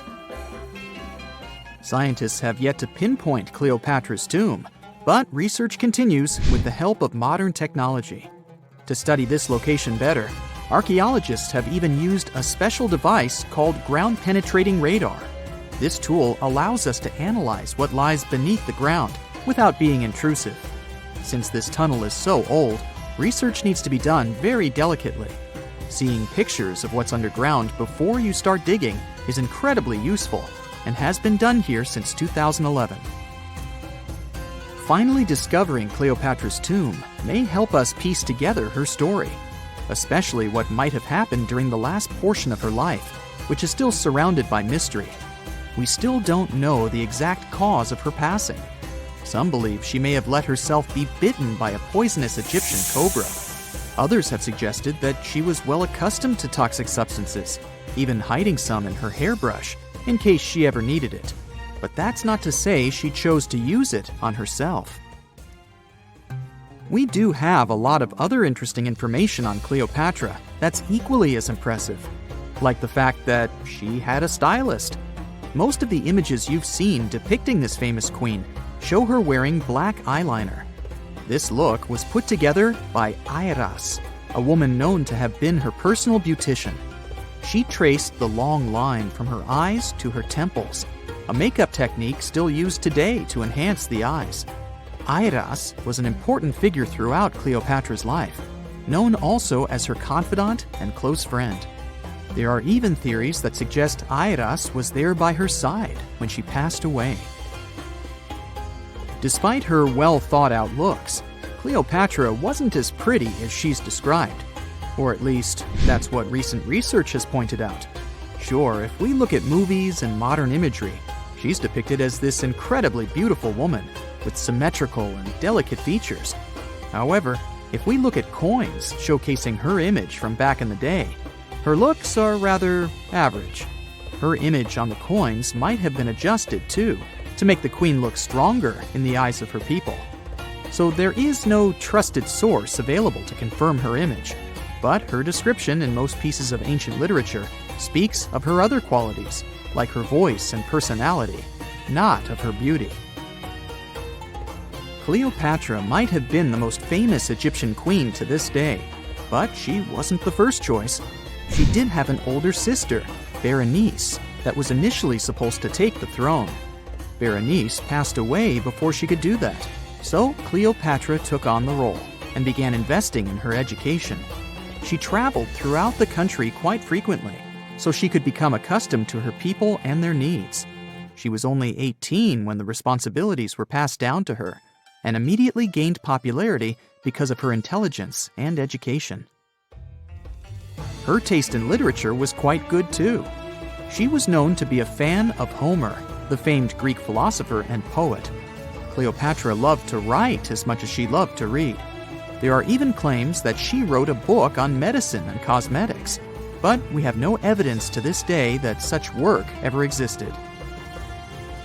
Part of being a great leader back then meant you had to speak multiple languages. Cleopatra clearly understood that, and that's why she's rumored to have known many languages to varying degrees. Some archaeologists suggested she spoke Greek, Egyptian, and Ethiopian, as well as many Arabic dialects. She might have even spoken Latin, but there's little evidence to support this claim. She might not have had angelic looks, but Cleopatra was really careful with the way she looked, even with her diet. She was known to have enjoyed simple meals, including a variety of fish. Since she lived close to the Mediterranean Sea, it's really no surprise. As a treat, she liked to eat stuffed pigeons, which she also served to her guests. Other dishes on the menu included vegetables and fava bean soup. Fruits and nuts weren't missing from her diet either, and she was also a big fan of honey. Recently, a team of experts has even tried to recreate her famous perfume.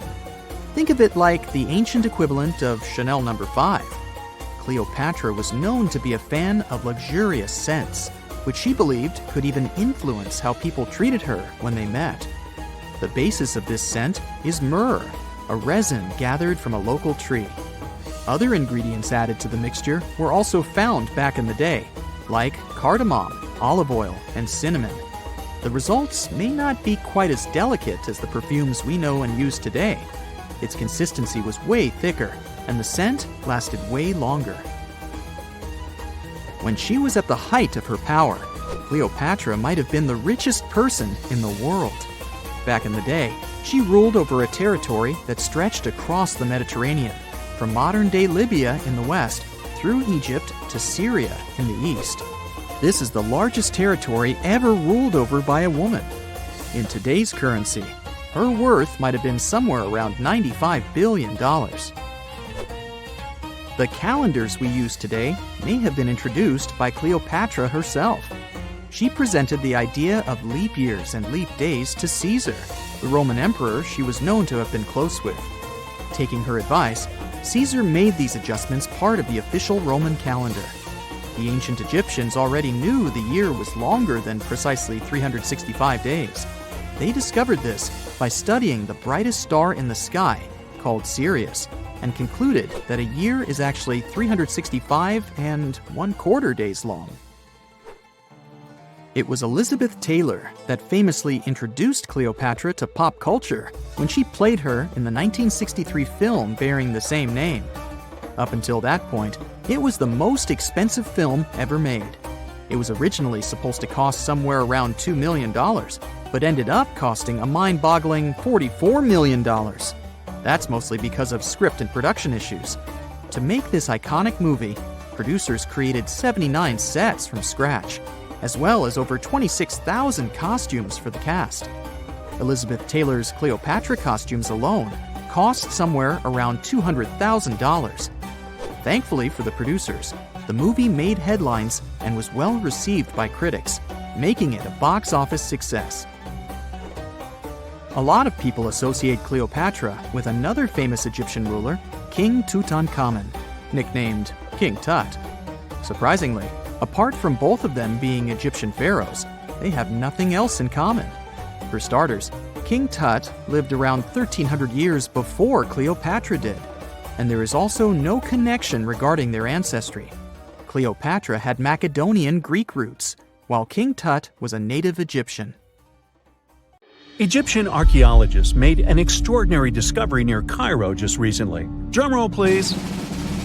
The most ancient and most complete mummy yet discovered in the country. Yes, they were keeping it under wraps. The 4,300-year-old mummy was found in a group of tombs close to the step pyramid of Djoser, dating back to the Egyptian Old Kingdom. It was covered in layers of gold. The team also found several other tombs, including one belonging to an ancient Egyptian official and another belonging to a secret keeper who had the power to perform special ceremonies. Another interesting tomb was that of a writer, which featured the largest statues ever found in the area. This vast burial site is also home to more than a dozen pyramids and resting grounds. Probably one of the most famous mummies in the world is that of Hatshepsut. She ruled Egypt like a boss for around 20 years, building all sorts of impressive buildings and creating new trade routes. But when archaeologist Howard Carter found her tomb in the Valley of the Kings, her sarcophagus was empty. However, Carter did find 2 coffins in another tomb, one of which belonged to Hatshepsut's wet nurse and the other to an unknown woman. In 2006, a team of specialists decided to investigate whether that mysterious lady was the queen herself. They found a molar tooth in a wooden box with Hatshepsut's name on it, and when they compared it to a gap in the mummy's mouth, it was a perfect match. Ramses II was a pretty impressive ruler, but it was his mummy that eventually made history. Now, we don't hear too much about his daddy. Okay, I'll stop. Ramses is considered to be the most powerful pharaoh in all of Egypt, as he reigned for a whopping 6 decades. He also lived to be over 90 years old. Now that's pretty amazing, considering the time he lived in. Ramses II supposedly had over 100 offspring too. Talk about a big family. When he passed away, his body was originally buried in the Valley of the Kings, but some sneaky guys tried to rob his tomb of all his treasures. Officials back in the day weren't having any of that though, so they moved his body to a secret location to keep it safe. Fast forward to the 1800s, and Ramses II's mummy was discovered along with a bunch of other rulers and important officials. But it wasn't in the best condition, so archaeologists flew it to Paris to get it, pampered. Problem was, he couldn't just be transported into another country. The only solution available was to give Ramses II his own passport. His occupation was listed as king, and the document even featured his photo. Most mummies aren't necessarily known for having the most hydrated skin. But that of an ancient woman, also known as Lady Di, proves otherwise. No, not that Lady Di. This wealthy lady from ancient times was discovered in an ornate tomb in 1971, and she looked fabulous, if we can say so about a mummy. Thanks to the special conditions in her tomb, like the moisture in the environment and the lack of oxygen, her body was almost perfectly preserved. Her skin was soft, her hair was on point, and she was still flexible. The museum that now proudly displays her mummy also shows a ton of fancy items that were buried with her, like dinnerware and musical instruments. Archaeologists investigated the mummy further and discovered that she passed away from a heart attack at around 50 years old. Even though it hasn't been around for over 2,000 years, Lady Di is still making history. The mummy of Otzi the Iceman was discovered in the Alps in 1991. Austrian authorities initially thought he was a modern mountaineer because he was so well preserved. Turns out, he was actually from the Copper Age. He was found in a mountain pass over 10,000 feet above sea level. Through studying his mummy, we've learned so much about life in Copper Age Europe.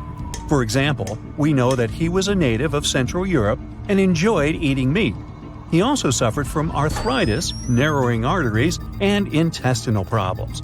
But he likely used acupuncture and medicinal herbs to treat these conditions.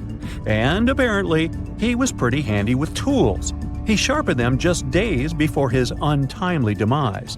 Who knows if he was expecting trouble or just getting ready for some routine work. Now, King Tut and his story is most likely the one that made all mummies famous. This pharaoh passed away at the young age of 19, more than 3,000 years ago. But his mummy is still one of the most well-known in the world. When his tomb was opened in 1922, people went wild because it was still intact, unlike many other royal tombs. It had some seriously blinged-out coffins, including one made of solid gold. Not only did Tut's tomb give us a glimpse into ancient Egyptian history, but his mummy also taught us a lot about the time he lived in. DNA analysis helped identify his parents and revealed that the pharaoh had a rare bone disorder that might have made walking a bit tough. Now, Ginger is most likely one of the coolest mummies you'll ever hear about. He's like a time traveler from 5,000 years ago who's still looking fly with his golden hair and perfectly preserved nails. Ginger was discovered in Egypt and is believed to be the earliest known mummified body. Before people even knew about mummification, they used to place bodies in shallow graves in the hot, dry sand. And since the sand absorbed all the water, bacteria couldn't reproduce and the body was preserved naturally. Now, scientists are not sure if Ginger's preservation was intentional or not, but since he was buried with some pottery vessels, it's likely that whoever buried him knew some serious preservation techniques. If you want to meet Ginger in person, he's currently chilling at the British Museum. One Dutch art collector bought a statue from Asia and ended up finding a weird discovery. The statue contained a mummy hidden inside. Unfortunately, the body was too fragile to move, so they had to leave it there. The coolest part is that this mummy is over 1,000 years old and was on display for 200 years before being encased in the statue. When scientists did a CT scan, they found out that the mummy was filled with paper scraps covered in writings. Experts think he might have done this thing called self-mummification, which is a pretty intense process involving a special diet and tea that makes your body less prone to bacteria. Only a few people could handle this ritual, and those who managed to do that were seriously respected.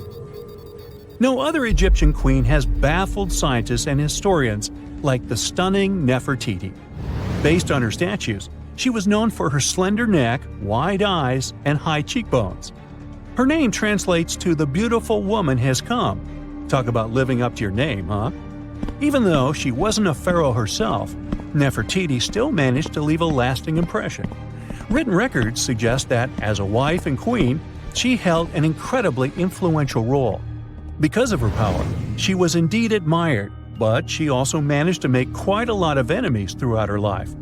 She was also related to King Tut, but not biologically. Rather, she was his stepmother. So far, locals have yet to identify her mummy, but that may soon change. A local Egyptologist who has been busy excavating tombs in the Valley of the Kings has found two mummies that he believes could be Nefertiti and her daughter. According to specialists, we may soon finally get a definitive answer about the identity of these two mummies.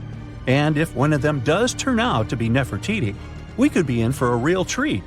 DNA analysis and CT scans of the mummy could give us the most complete and accurate image of the queen that we've ever seen.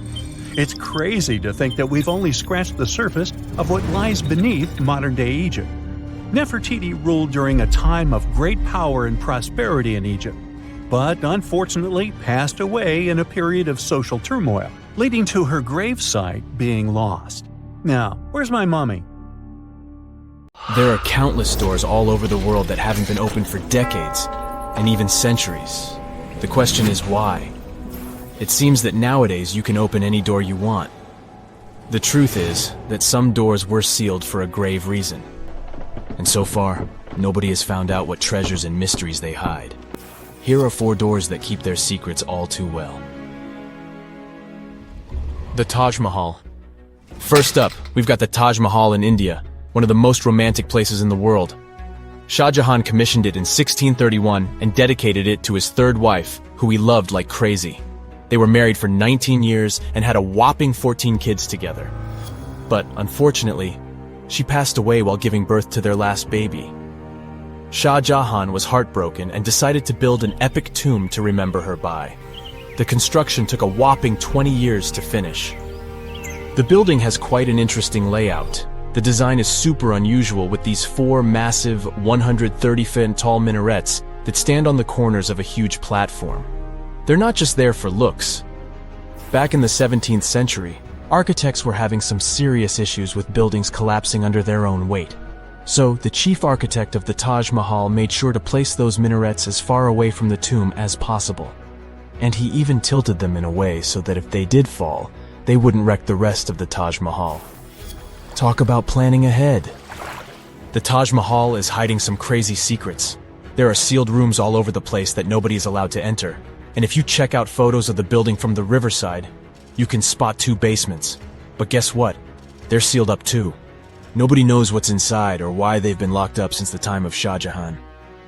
Apparently, there's a good reason why those rooms are off limits. Some researchers think that they were built using marble, which turns into a different substance called calcium carbonate if it's exposed to carbon dioxide.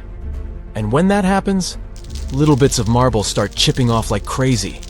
To make matters worse, there's no air flowing into these rooms. That means that if too much CO2 builds up in the basement, the 4 minarets could collapse. But wait, there's more. Some people think that the body of Shah Jahan's wife can be found in one of these sealed-up rooms in pristine condition. Why not? Who knows what the mysterious rooms might keep? The Great Sphinx of Giza. The Great Sphinx of Giza is shrouded in mystery. It's not just the largest monolith statue in the world, but it's also a hybrid creature with a woman's head and a lion's body that originates from Egyptian and Greek mythology. It's also very ancient. It's estimated to be around 4,500 years old. The construction of this marvel took about 3 years and required 100 workers who were not slaves and were treated with delicacies like sheep and goat meat. It is also thought that it used to be much more massive than it is now. Archaeologists found huge stone blocks and abandoned toolkits near the site. However, the real secrets of the Sphinx lie underground, near its paws. A group of scientists used a seismograph to detect 2 hidden chambers beneath the Sphinx's paws. Some people think that these rooms might be the legendary Hall of Records, which holds ancient scrolls revealing the secrets of the universe. I mean, that's way cooler than any library I've ever been to. Rumor has it that the Egyptians even had info on Atlantis stashed down there, which is like a super old version of a conspiracy theory. Unfortunately, we can't go on an adventure to check it out just yet. The chambers presumably have 2 entrances, but both remain sealed. The researchers haven't yet received the green light to check out their theory. Let's hope they won't keep us in suspense forever. Sri Padmanabhaswamy Temple. This temple is located in the beautiful state of Kerala in India. This temple is famous for more than just its breathtaking beauty. Underneath the temple there are 6 vaults, creatively named A, B, C, D, E, and F. The enormous iron doors to these chambers add to the mystery of what's behind them. A few years back, the authorities decided to open these vaults to the world, but it wasn't an easy task. You can't just open the doors and enter the vaults. It required a lot of work. It took them a while, but finally, in 2011, they opened 5 of the 6 chambers. And guess what they found? Tons of treasure. Bags of gold, precious gemstones, and priceless diamond jewelry. The estimated worth of everything found in the vaults is a whopping $1 trillion. It's like the temple was the real-life inspiration for Aladdin's Cave of Wonders. But wait, I said 5 of the 6. What happened to the last one? Vault B has remained closed, but not for lack of trying. They simply didn't manage to open it. There is even a belief that it's fatally cursed. Legend says that only a saint or sage can break the curse by chanting a specific mantra. But no one has been able to do this yet, presumably because we don't have saints or sages at our disposal. There is also rumor that in the 30s some temple invaders tried to enter Vault B to do some good old looting. But they never reached their target. Apparently terrible snakes materialized out of nowhere and chased the gang away.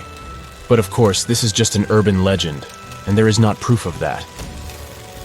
However, it is said that the Auditor General dealing with the temple claimed that Vault B had been opened at least 7 times since 1990, and nothing bad happened to anyone who entered. Who knows? Maybe we should send Indiana Jones to check it out. The First Emperor's Tomb. Deep under a hill, completely undisturbed and surrounded by dangerous traps, lies an ancient 2,000-year-old tomb. It belongs to Qin Shi Huang, the first emperor of China.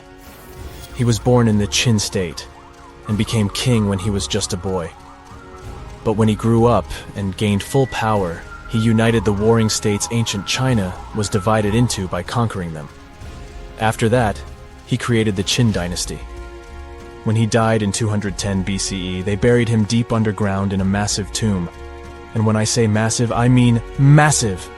Back in 1974, some farmers in Xi'an, China, stumbled upon something strange while digging a well, a huge terracotta soldier. This discovery led to an extensive archaeological dig that has continued for over 40 years, revealing a collection of thousands of clay soldiers. The unique thing about these soldiers is that each one has its own unique features, from hairstyles to facial expressions. It's believed that there could be up to 8,000 of these soldiers, but only 2,000 have been found so far. Interestingly, the central tomb, which is believed to be the resting place of the emperor, is still untouched. In ancient records, there are references to a vast underground city that the emperor built, complete with scenic towers, palaces, and whatnot. Sima Qian, a Han Dynasty historian, wrote that the tomb was adorned with treasures and had space for hundreds of officials, but the lack of technology to properly examine the site is what's holding things up. Qin Shi Huang was surrounded by liquid mercury in his tomb, with 2 of the streams representing the major rivers of China, Yellow River and Yangtze. The ancient Chinese believed that mercury could provide immortality, but it could have also caused the emperor's death since he regularly took mercury pills to prolong his life. The dangerous levels of mercury contamination in the soil near the tomb are the main reason why scientists are reluctant to explore it. It could be very dangerous both for people and for the environment. Now, if I had to choose which door to open, I'd probably go for the one that doesn't lead to a tomb surrounded by poisonous mercury. Call me crazy, but I'd like to avoid any potential health hazards. A gruesome discovery took place in Egypt some years ago. You want to hear about it? 16 human hands, carefully buried in 4 eerie pits. They didn't look too much like human hands at first, since they were abnormally large, but they were. Weirdly, there were only right hands. No left hands were in sight. It turned out that it points to the practice of an ancient dark ritual. Old Egyptian art and tales talked of a ceremony where warriors would present the right hand of their adversaries as proof of victory and ask for gold in return. Egyptians believed in the afterlife, so cutting off someone's hand meant you cut off their power eternally. Guaranteeing this type of defeat was interesting to the winning party. Here, the fight was between Egyptians versus Hyksos, who lived in what was once known as Canaan. Egypt has always been the center of some history-changing findings, and some time ago, this papyrus was found. If we stretched it open, it would be just a tad bigger than the height of a skyscraper. The world's tiniest skyscraper, which is located in Wichita Falls, Texas. When humans didn't write on their notes app, they wrote on this thing, made from the medulla of a papyrus plant. Around 2,000 years ago, ancient Egyptians wrote something reminiscent of a book where they describe most of their funerary traditions and their visions of the afterlife. It's considered one of the most important texts from ancient Egypt and is still sold in bookstores to this day. This ancient manuscript was unearthed from a chamber located just south of the Pyramid of Djoser, located in Saqqara. Oh yes, Djoser is the oldest pyramid in Egypt and not the Giza pyramids like most people think. So recently, the site of Saqqara buzzed with excited archaeologists who probably found one of Egypt's oldest complete mummies. They believe that this beautiful and well-preserved mummy was that of a wealthy man. He was discovered in a deep shaft, covered in layers of gold leaves. There are many symbols that show he was an important and wealthy man, like the band he wore on his head, the bracelet on his chest, and the fact that he was embalmed with a tunic, which was reserved for Egypt's finest. The most exciting part of the entire discovery was finding the resting place sealed with mortar, just as the ancient Egyptians had left it 4,300 years ago. Now this may sound weird, but back in 2008, archaeologists discovered a missing pyramid. Now it went missing because it deteriorated over the span of 4,000 years. Today, you can only see its base. It was a pretty important site back in ancient times. It is said that around the area of the pyramid, the ancients hosted a special type of ceremony where high priests would carry mummified remains of sacred bulls. Now here's a fun fact. Ancient Egyptians believed that Apis bulls were earthly incarnations of the city deity of Memphis and was connected to rites of fertility. It wasn't just any Apis bull though. They needed to be all black with a single white mark between its horns and a bunch of very specific characteristics. They were selected by the local priests and honored until they passed away. After that, they were mummified and buried in underground galleries. Meanwhile, this missing pyramid sort of disappeared around the 1800s. It was a German archaeologist who first found it in the village of Saqqara. He called it the Headless Pyramid when he first found it. But then, years after the official discovery, the desert sand came along and covered the whole thing. There were some excavations between the 19th and 20th centuries, but they weren't too systematic. That's why scientists were so thrilled when they dug an entire pyramid's base after removing the 25-foot mound of sand that was covering it. Oh, and it turns out American archaeologists are excavating a cemetery in Egypt that could contain over 1 million mummified bodies. So far, archaeologists have dug around 1,700 mummies. One of the main differences from other classic Egyptian mummies is that these people weren't kings and pharaohs. They were commoners that most likely lived about 1,500 years ago, when Egypt was controlled by the Roman and Byzantine empires. The name of the cemetery is cool though, the Way of the Water Buffalo, just in case you want to check it out on your next trip. Other than bulls and buffaloes, ancient Egyptians also liked baboons. Are you seeing a pattern here? In the beginning of the 20th century, archaeologists discovered a site filled with mummified baboons in a place called, guess what? The Valley of Monkeys. An animal wouldn't have been mummified if it wasn't considered important. Certain animals were more important than others, since they were linked to specific deities. Jackals were connected to Anubis, the ancient god of the afterlife, and cats were likened to the female deity Bastet. Baboons were a pretty big deal, since they were believed to be connected to Thoth, the deity of wisdom and advisor to Ra, one of Egypt's supreme deities. The archaeologists who studied these animals weren't too happy. They think these baboons were kept inside and were deprived of sunlight for most of their lives. They had extreme vitamin D deficiencies and they were poorly fed. Maybe Thoth got angry with these baboon keepers. Just a guess. Since there's never a boring day for archaeologists in Egypt, they also found human mummies with golden tongues. Since Egyptians were all about the afterlife, they believed that golden tongues might help a person speak once they pass to the other side. I mean, it's a long shot, but hey, why not? Some of these mummies were placed in wooden coffins with goods, such as necklaces, pottery, golden artifacts in the shape of lotus flowers and scarab beetles, and iPhones. Just kidding. A new temple was also unearthed recently in Egypt. Scientists believe it was dedicated to honor Zeus Cassios. That deity would be a cross between Zeus, the almighty Greek deity of the sky, and Mount Cassios. While digging around the Sinai Peninsula in Egypt, archaeologists spotted 2 pink granite columns poking out of the ground, and bingo.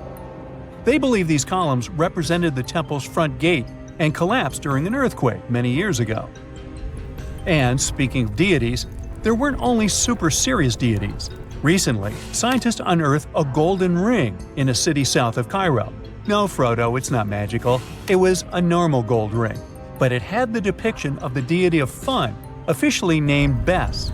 This deity is often described in sacred texts as a happy chubby dwarf.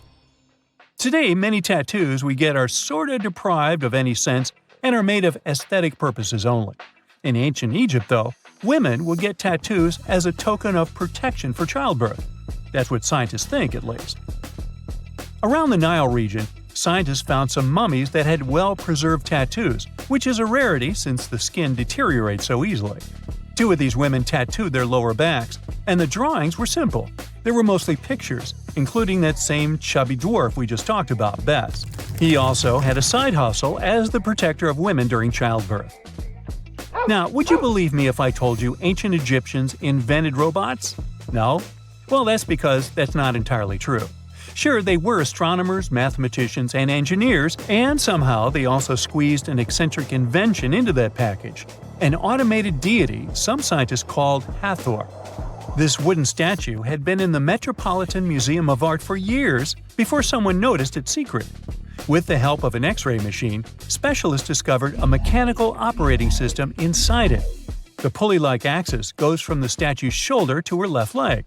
When the system rotates, the statue raises and lowers her hand. Hey, pick me! Pick me! I got my hand up! Let's face it, most ancient tombs have been looted at least once. No matter how scary the rumors could have been, most mummies were open too. But one. This is the Bashiri mummy, and it puzzles everyone so much that nobody dares to see what's inside. Meet Howard, but you must know him already if you're into Egyptian history. He's primarily famous for discovering King Tut's tomb back in 1922. But few people know that before this revolutionary discovery, he had probably found another mummy. It happened in 1919, and it goes by several names, either the Bashiri mummy or the mummy of Pacheri, or the untouchable one. Some reports say that Howard stumbled upon the Bashiri mummy in Luxor's Valley of the Kings, just where he would later find Tut's tomb. Despite this find, not much is known about this particular mummy. The reason why it's still unharmed in any way is not because of some superstitions, but because nobody is sure that they can undo what they do if something goes wrong. The mummy is so intricately wrapped that researchers never unfurled it for fear of irreversible damage. The golden rule of anyone who works with antiquities: if you're not sure you can't make it better or preserve it unchanged, do not touch it. History knows many examples of ancient relics ruined beyond repair, say Ecce Homo, or smiling statue restoration. The delicate fabric that covers the mummy's face has this cool design that kind of looks like a pyramid. The researchers are not 100% sure, but this might be the only one of its kind with that embalming style. But without knowing the ancient technique, it's next to impossible not to ruin the mummy while unwrapping and wrapping it back. Back in the day, people, both experts and looters, would unwrap mummies for all sorts of reasons, mostly to study them. Luckily, these days, we have advanced tech that lets us check out what's inside a sarcophagus without having to unwrap anything. After taking a closer look at the Bashiri mummy, researchers figured out that it belonged to a man who was around 5.5 feet tall and lived during the Ptolemaic era, which makes this mummy roughly 2,300 years old. The Egypt Museum shared that the X-ray scan also uncovered an inscription of the guy's name, but it's a bit tricky to tell if it says Pacheri or Nenu, adding to the intrigue. The museum also pointed out that the fancy casing the mummy is in features all sorts of decorated scenes. You can see the mummy lying on a bed, flanked by deities Isis and Nephthys, along with the 4 sons of Horus. Plus, there are 2 images of the funerary god Anubis at the feet of the casing. By the way, Bashiri mummy is not the only one that has remained untouched. This is Issa Temkebde, and Gaston Maspero, a French archaeologist, made the decision to leave her mummy untouched, wanting to keep her resting peacefully since she was in such amazing shape. He did mention, though, that her tomb had been raided long ago. Thanks to some X-ray work, we learned more about the mummy. The scans revealed a few artifacts still wrapped up with the wife of a high priest, including amulets around her neck, right arm, and forehead. The X-rays also showed she had some dental issues and arthritis in her knees. While she passed away as an older woman, it's tough to pinpoint her exact age. However, various sources from her son's reign indicate that she was held in high regard in the kingdom. Isitemkebd served as the sister wife of Penejam II. You got me right, they were related by blood and were siblings, but back then it was pretty common to get married this way to preserve the purity of the bloodline. Say that to Habsburg, duh. Their chase for purity only led to inbreeding and the notorious Habsburg's jaw. Right, I guess we should not judge ancient Egyptian rules and morals, but what we can say for sure is that both Bashiri and Isitemkebd were incredibly lucky to stay untouched. The odds were not in King Tut's favor, though. The researchers' work hit him hard. The tomb itself was discovered in 1922, but it wasn't until 1925 that the nested coffins were opened during an excavation. The outer coffin, held together with silver pins, opened up to show another coffin shaped like a mummy, decorated with colorful glass and flower garlands. There were worries about the king's mummy because it had been exposed to moisture. The middle coffin was pretty heavy and didn't have any handles, so they had to be super careful taking it out.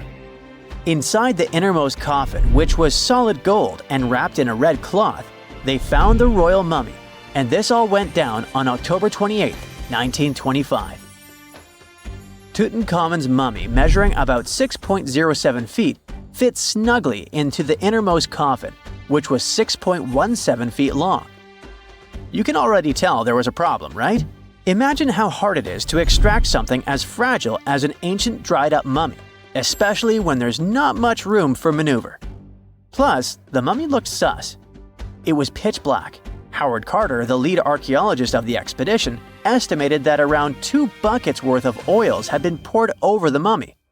But care had been taken to avoid the mask and feet. It was made to preserve him better. The body was positioned at a slight angle in the coffin, and there was a noticeable difference in the amount of dark oils on the right and left sides, indicating that the coffin might have tilted while being lowered into the sarcophagus. This oil created moisture inside the coffins, and over time, it reacted chemically, which Carter described as a sort of slow, spontaneous combustion, leading to the carbonization of the linen wrappings. Unfortunately, the combination of heat and moisture took a toll on the mummy's trappings as well.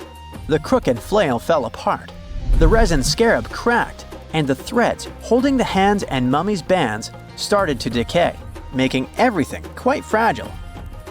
Plus, the oils hardened over the years, effectively gluing the mummy and mask to the coffin's bottom. To try and separate the mummy from the inner and middle coffins, they were placed in the sun for several hours, reaching temperatures of 149 degrees Fahrenheit. Despite this effort, the mummy remained stuck, so the initial examination had to be done right where it was. The first part of Tutankhamun's mummy the researchers checked out was his lower legs and feet, meaning they started the examination from the bottom up. As they peeled back the bandages, they uncovered the first of many treasures wrapped up with the king. They took their time to carefully document and photograph everything they found. The inner layers of bandages were in pretty bad shape, mostly turning to dust, making it tough to figure out how everything was originally wrapped. Still, the overall methods matched what was seen in other nobles' mummies from that time. Lots of folded linen pads were used to shape the torso and thighs. The outer and inner bandages were made from fine linen, while the middle layers were coarser. They had some intricate bandaging around the shoulders and chest with a similar style around the groin. Each limb, along with fingers and toes, which were fitted with gold caps, was wrapped separately. Tutankhamun even wore gold foil sandals on his feet. They hoped to separate the mummy from the coffin by removing the outer bandages, but the resins had stuck the body to the coffin. So, the researchers ended up chiseling it out. To do this, they had to cut the torso in half at the hips and disarticulate the arms to continue unwrapping. Each part was treated with hot paraffin wax for stability, and later the hands and feet were reattached with resin. Finally, they used hot knives to detach the head from the mask. To check the teeth, it was decided to make an incision around the jaw and neck, which was later fixed with resin. So technically, the scientists did all they could to preserve the mummy, but still, in a way, it ended up being damaged beyond repair. What do you think? Should they have left it in the coffin? Or did they do the right thing? Let us know in the comments.